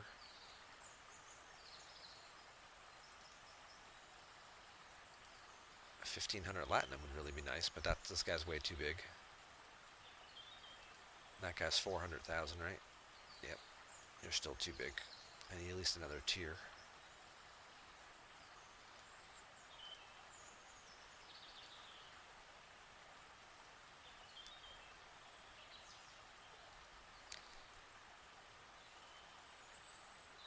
This guy I can probably kill.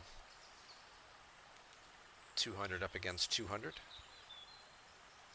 With the Exocomp active, I think I can probably get that guy. Alright, I'll wait for him to fly back to base. Let's kill some more Klingons.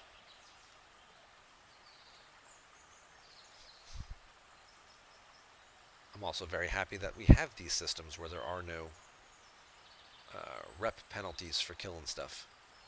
It does make it a little easier to protect your reputation, even if these guys are a little bit harder. Save a little reputation at the expense of a higher repair bill. I mean, you could just kill 38s. If you can find them.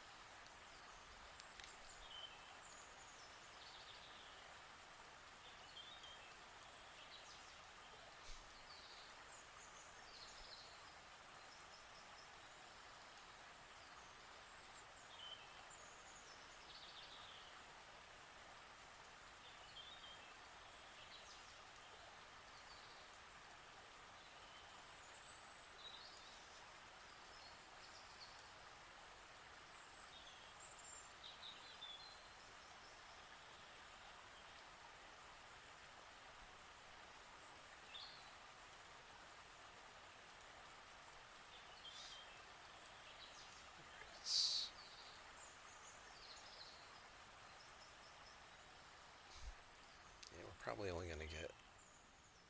We'll get over halfway done if on this hull.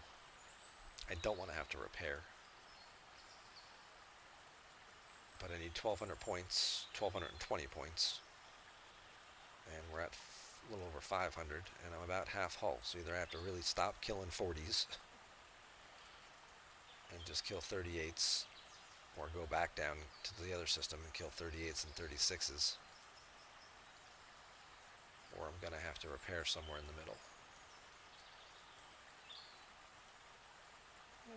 Let's just be smart about this and we'll just change systems.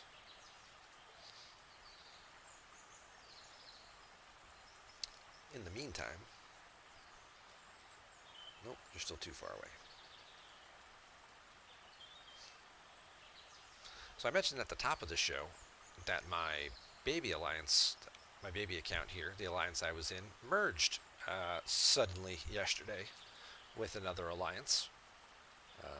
We had 45 players. They had like 60 players in their alliance, 60, 65. So we had about, and they had about 10 open slots. And so we merged. Our Admiral, Highlanders, is now the Admiral of Itax. He's the Admiral here. Their leadership stayed on as Commodores for the most part. And a couple of them went down to Premiers because they were just, merging leadership groups. We've had a few people leave because they, again, anytime there's a merger between two alliances, you always have a couple people who they liked things the way that they were, and they didn't want to see them change. And once a couple people leave and they go somewhere else, well, then you also have a few more people who I really like playing with those guys, and if they're going somewhere else, I'm going to go with them. They don't wait around to see how the new thing works out. So that opened up a few more slots that we've been moving more people slowly but surely over from Highlanders Castle to our new alliance here. The interesting part, again, European server, multiple languages. Itax was mostly Italian. And if you go on their Discord, you'll notice that everything is in English, and then right below it is the Italian translation. Server rules of engagement, different posts and things like that. It's here's the English version, and then here's the Italian translated version right below it. So yeah, so we're slowly starting to move over here. It kind of just came out of the blue, but it's a good pickup for both groups. ITAX, they were like somewhere around like eighth or ninth in terms of power down in here a little bit, and then we were down in like the low teens, like somewhere in this range, 15, 16. So obviously, we're adding some players here, filling in their empty slots, moving them up now. We're number 4. Um, and we're going to have at least a little bit of an advantage over some of these other alliances that might have similar power, but we're also going to have higher numbers, which should let us compete better for things for like territory fights, things like that. So, or other events like Crucible of War, where milestones, people completing milestones is the best way to get points, not necessarily killing things or mining things. Even having more people able to mine things should do better for alliance leaderboards and stuff like that too, just having more players. So the other interesting part, Highlander's Castle and ITAX were on opposite sides of like diplomacy. So the two top groups here, you had Fix and Ron. These two hate each other. We were partnered up with Ron and with Pods, and ITAX was partnered up with Fix and SFA, and those two groups were kind of doing battle with each other, fighting over territories and stuff like that. So now that we've merged, we're kind of in the middle now, and some people, all of the ITAX people are like, are we going to keep supporting Fix, who's kind of been really good to us? And all of the Highlanders Castle people are like, are we going to keep supporting Ron, who's been helpful to us? So let's just say the leadership group, they put a hold on everything. Diplomacy is just sort of like, hey, don't expect much help from us in territory fights for the next week or two while we sort out all these details. But yeah, they're obviously going to have their work cut out for them trying to make sense out of that. So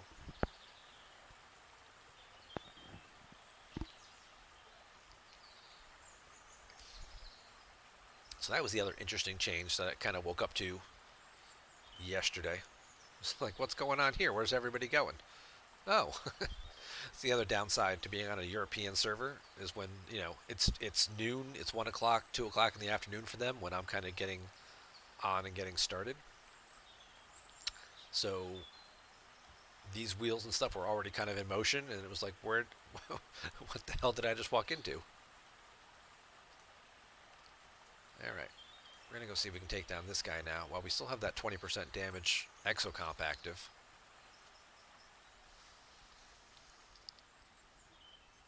Where did you end up moving to? V2, little V2.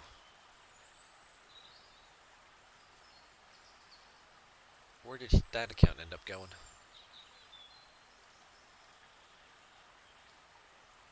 Alright, so we got that guy. We got him pretty handily, too. You moved over to Ron before all of that went... Okay, yeah. More recruit tokens, some good 3-hour speed-ups. Awesome. Yeah, it was kind of a weird thing just to... And it wasn't like there was even anything that we... I mean, as just regular members of the Alliance, maybe like the officer, the Commodores and whatnot, and the Council kind of had a little closed-door meeting somewhere. But we didn't really even know what was going on until it was already, like, in motion. Which was, like I said, a little surprising.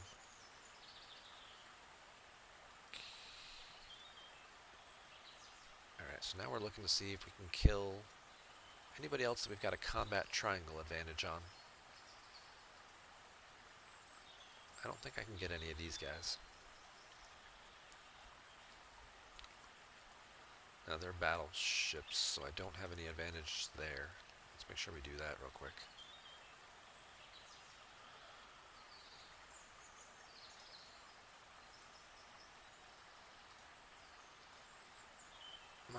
Mining. Mining. Can't reach there.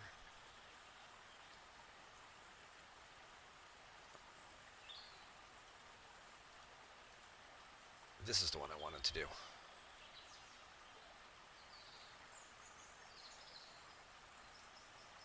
Oh. That's not...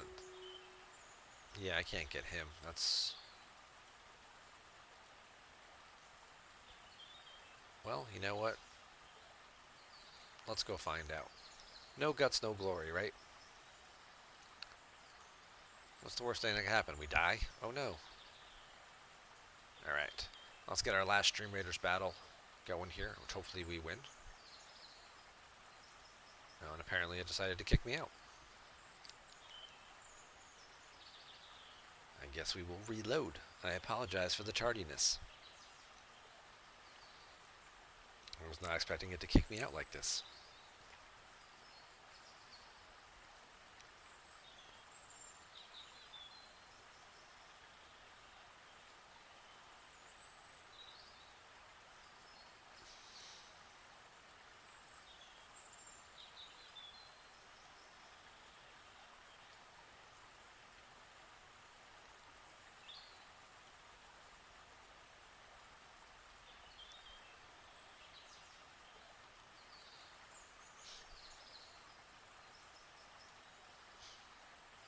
"13 units. Well, that doesn't sound good. Everybody left us.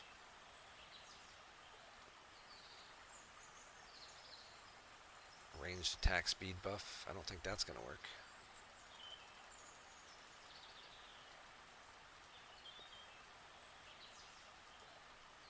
Well, you know what? Maybe it will.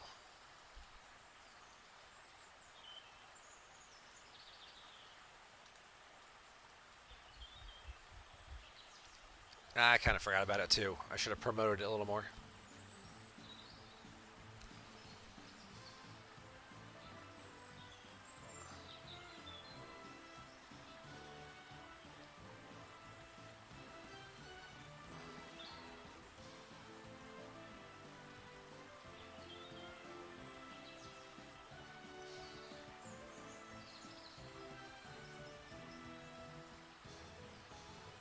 We might still win this.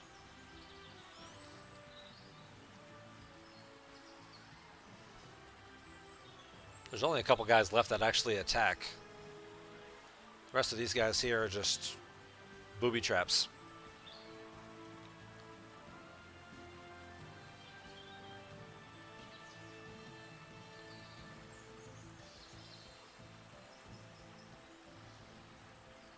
Yeah, I think we got this. I think we're okay.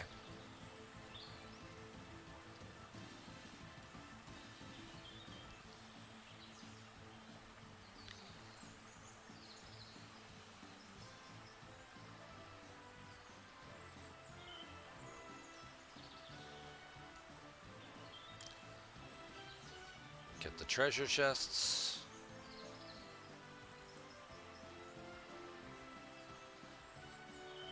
Yeah, we got it.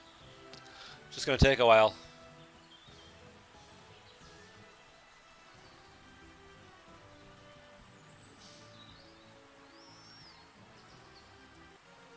Nice. Awesome job. Good evening, Bioman.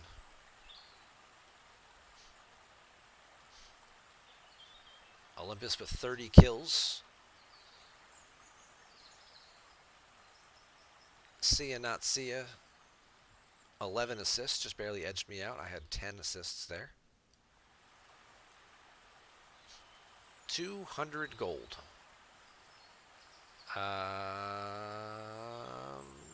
Yeah, we're just going to do this.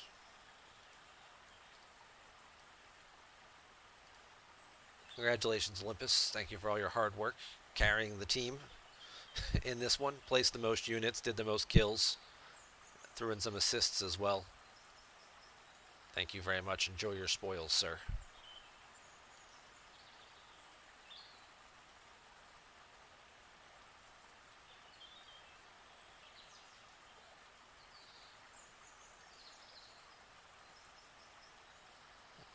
That's going to wrap up our Stream Raiders for tonight. We're going to see if we can't get this guy real quick.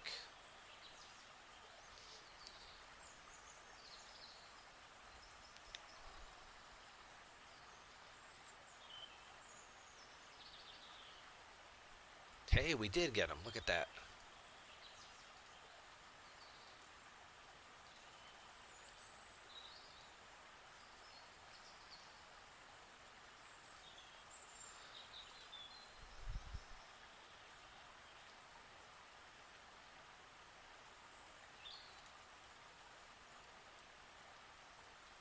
All right. Let's send this guy all the way out here to the vast emptiness of space.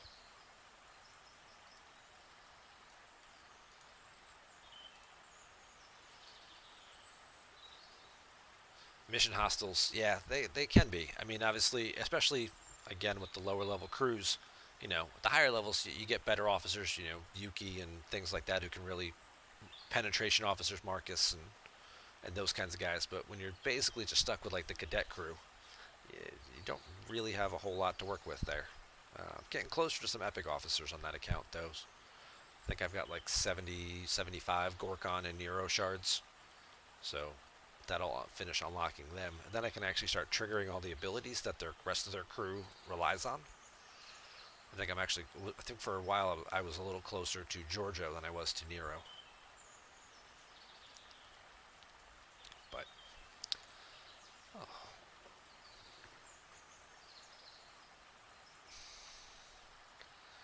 Alright, so, if you guys were placing bets, would you bet that Deep Space Nine starts on June 7th, or would you bet we get something else first? I'm just curious to see where everybody's at with this one, since Gan brought it up before.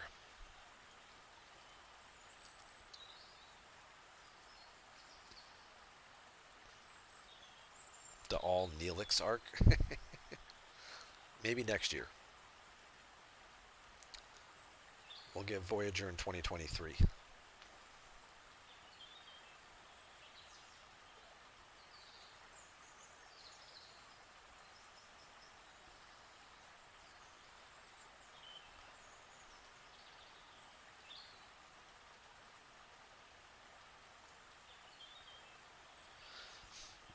Bioman says hopefully. Olympus says yes, since we've had no hits about anything else. Or hints about it, yeah. Yep. Ferengi seems like foreshadowing. Yes.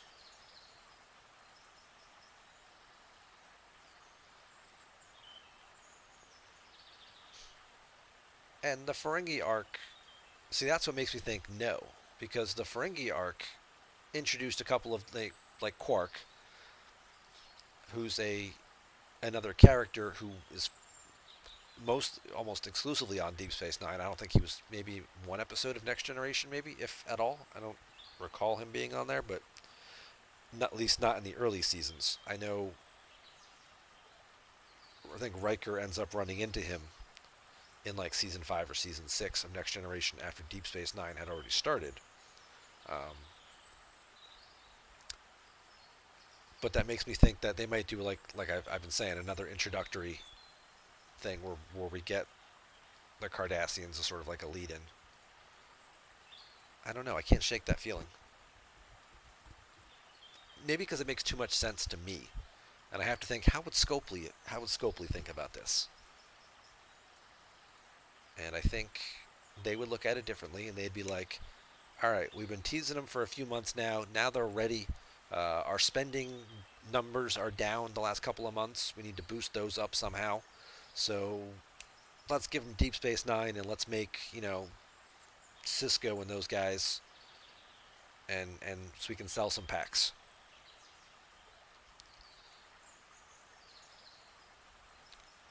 For the Spock bug, setter does not count, right? No, I think the setter counts. The setter goes first. So if you're the one setting with the lower officers, you're screwing it up for everybody else. I think is kind of what I took away from Dan's video. But maybe I need to watch it again just to be sure. Gan says Deep Space Nine Bioman says the mission we got with Quark does say he was going to open a bar on a Cardassian station. So an arc with the Maquis and the Cardassians could be cool. Cardassians. Um, yeah, that's where I'm leaning towards. Like an introductory kind of thing where we get the Cardassians, we get these off characters first before we bring the Federation back in with Deep Space Nine. That's where I keep landing on, but maybe not. Maybe they're just going to go, here you go, it's all right in your face, and we're going to pick up from where we pick up Deep Space Nine. Day one, the Federation arrives and finds a broken down space station, and it's going to take them 3 or 4 months to repair and upgrade and rebuild that station until we get those Alliance star bases in September.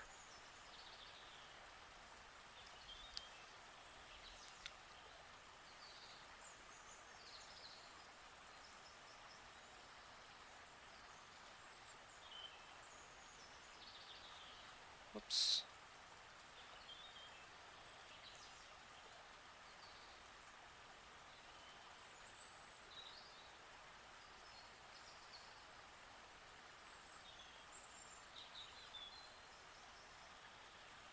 Now this guy wants to kill me too? Oh, he's pretty weak though. He's only 50,000. I have no health left, but should probably still get him. Yep. Cool.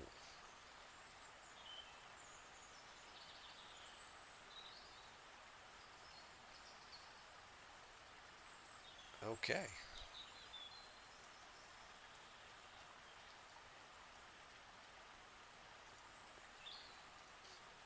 Go back here and complete this other con mission, and then probably get killed by the Augment Bounty Hunter.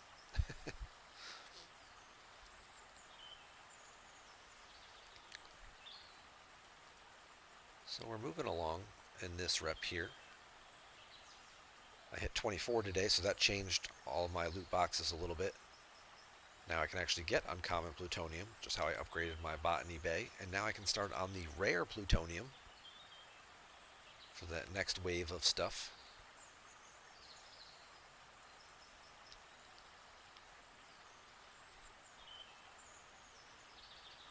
These boxes, the price on these went up pretty significantly. For very little officer increase. Like Marla was already there because of the rep. But Katie and Otto, I feel like went from being 3s to 4s, and like the price on this like doubled. I feel like I got hosed a little bit on that deal.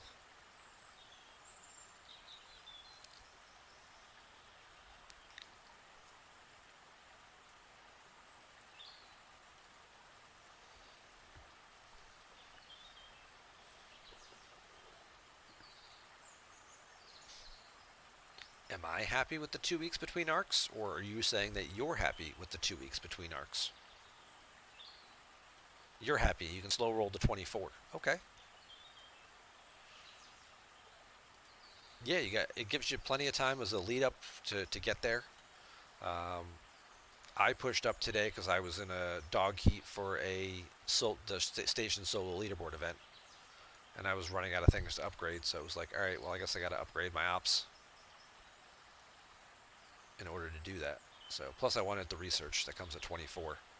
I'm going to get my Devore on Monday, so I needed the Devore research, and I need to start working on the next tier of my Franklin, so I wanted the Franklin research too for the frequency modulators.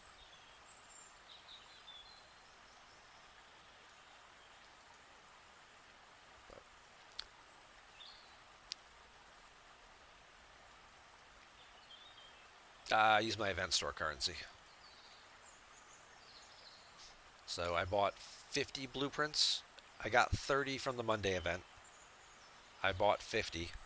That gives me 80. I'll get 30 on this Monday coming up. And then this Monday coming up, I'll also be able to open my 30-day chest, which will give me 10 more. So the price point in the event store for the Devore blueprints was pretty good, pretty decent.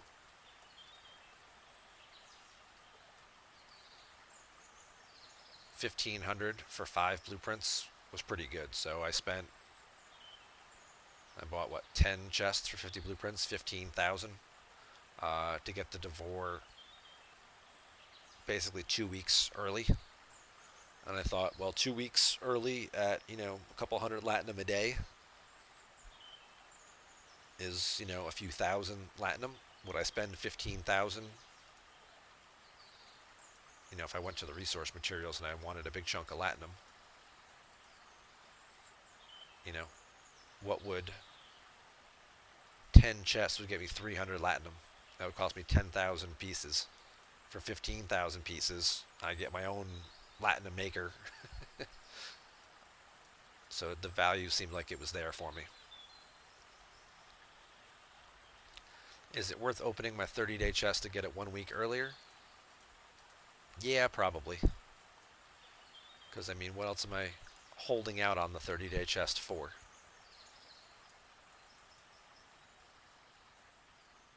At 24, I'm getting some decent stuff in here, getting some speed ups, which I'll also need to help, getting 300 latinum, getting the resources that I'll need for buildings and for ship upgrades and stuff, plus some extra recruit tokens, as opposed to holding out for better rewards at a higher level. Plus, I guess me closer to Carol, hey.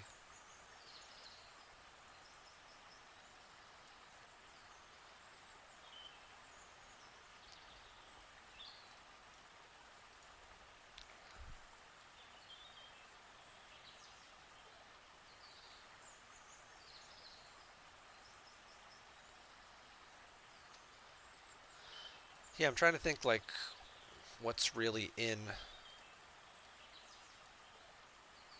the 30-day chests.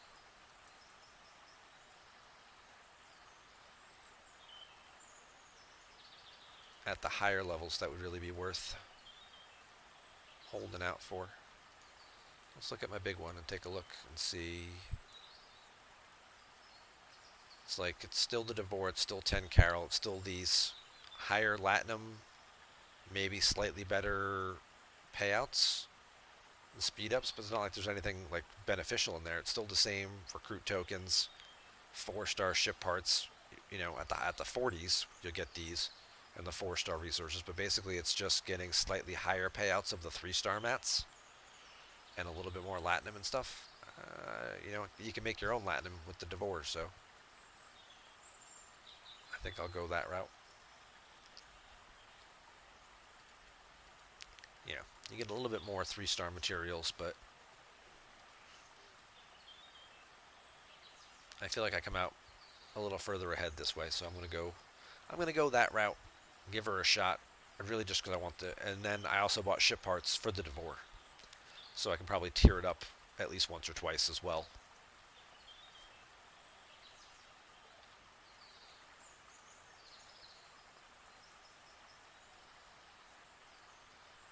Alright, I don't think there's anybody else that I can kill here. I think these guys are all too big. These guys I can kill later. When I'm doing my dailies, I can take them out now.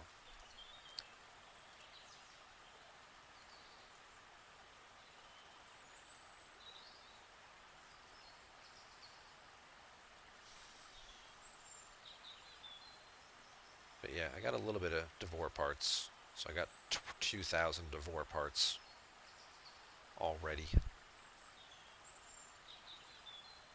I don't know that that'll get me up too high, but at least maybe it'll give me a little bit of a head start.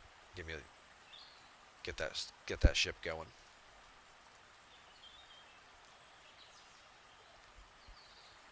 I'm gonna open your 7 days to get Keenzer. Keenzer's not bad. He's got good defense stats and an engineering skill. He's not bad. Alright.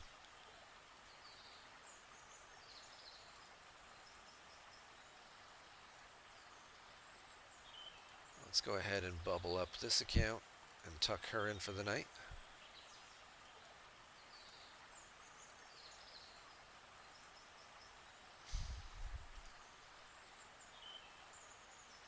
That stuff's done. That's done. Yeah, Keenser's another officer. I don't think I have maxed Keenser on my main account. Let me just go repair. Queue that up.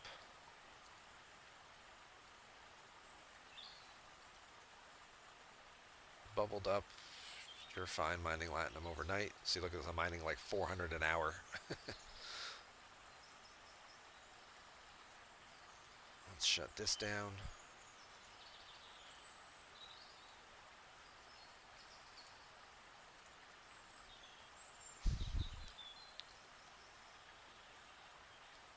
I don't think I've maxed Keenser yet. Nope, I'm still 50 or so shards short of Mr. Keenser. But he's a good officer. He's got good defense stat there, which is useful. And then Engineer comes in handy, and Dedicated's got a few missions as well. I know I've sent him out on quite a few away team missions on my lower account. And he's come back with a couple criticals and given me some Latinum rewards for that. Hey, there's a critical. Hey, there's 5,000 Latinum. Hey. Just talking about engineers giving criticals. And Jordy was feeling left out. He's like, watch out, I got something for you. Alright, now that one was a little crazy. That was like a 10% or 20% critical. So, there's your streamer luck for the night. I think I'm just going to quit while I'm behind, or while I'm way ahead.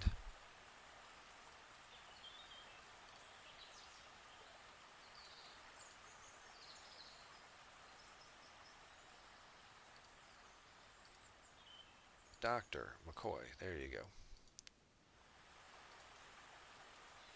Who's got attack? This is only a 12-hour one, so yes, and yes.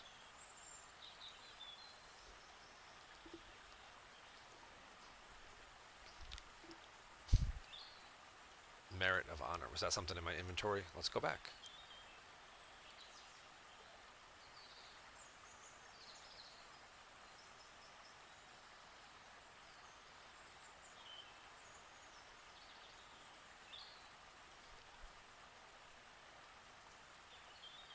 I have tribbles.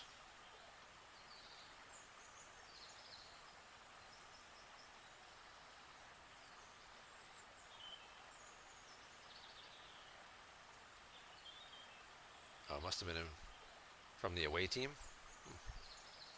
Oh, those are the epics. Those are the epic research badges.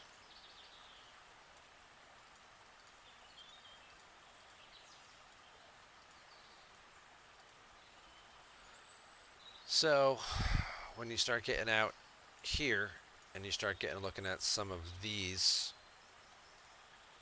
they start requiring a second badge, Merit of Honor.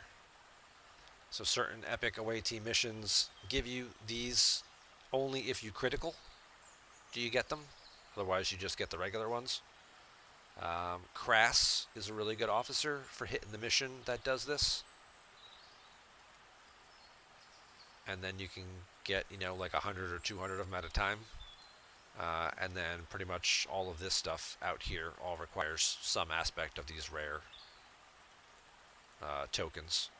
The epic tokens. It's the regular and the epics to level everything up.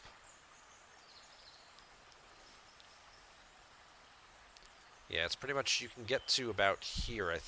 No, even some of you can probably get to about here.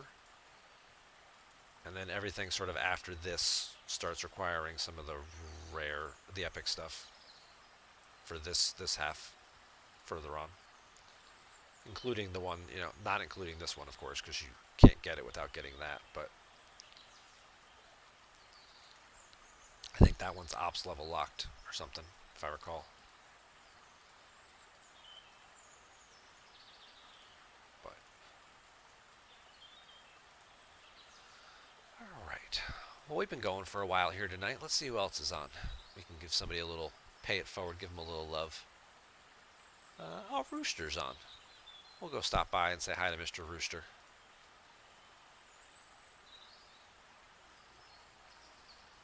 He's just getting his stream rolling.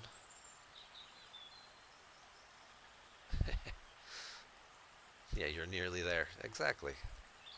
And then you can start on the next grind, which is the luck that is complete getting away team missions to even spawn, and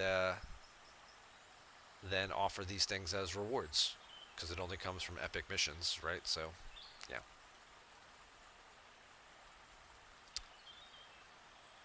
Thank you all very much for stopping by and being part of the show tonight. I've had a blast. We had a really good time talking about everything, and I will be back on over the weekend. Definitely doing my Sunday show as planned. I might get on for a little bit on Saturday. We'll see when this Memorial Day weekend event launches. Just what exactly is going on with that and what kind of shenanigans we might get up to. Might pop on for a little bit, but we're going to throw a little bit over to Mr. Rooster. Hopefully he'll stick around and be part of that for a few minutes and show him some support. But you guys have a great night. Enjoy your time, and I will see you around the galaxy.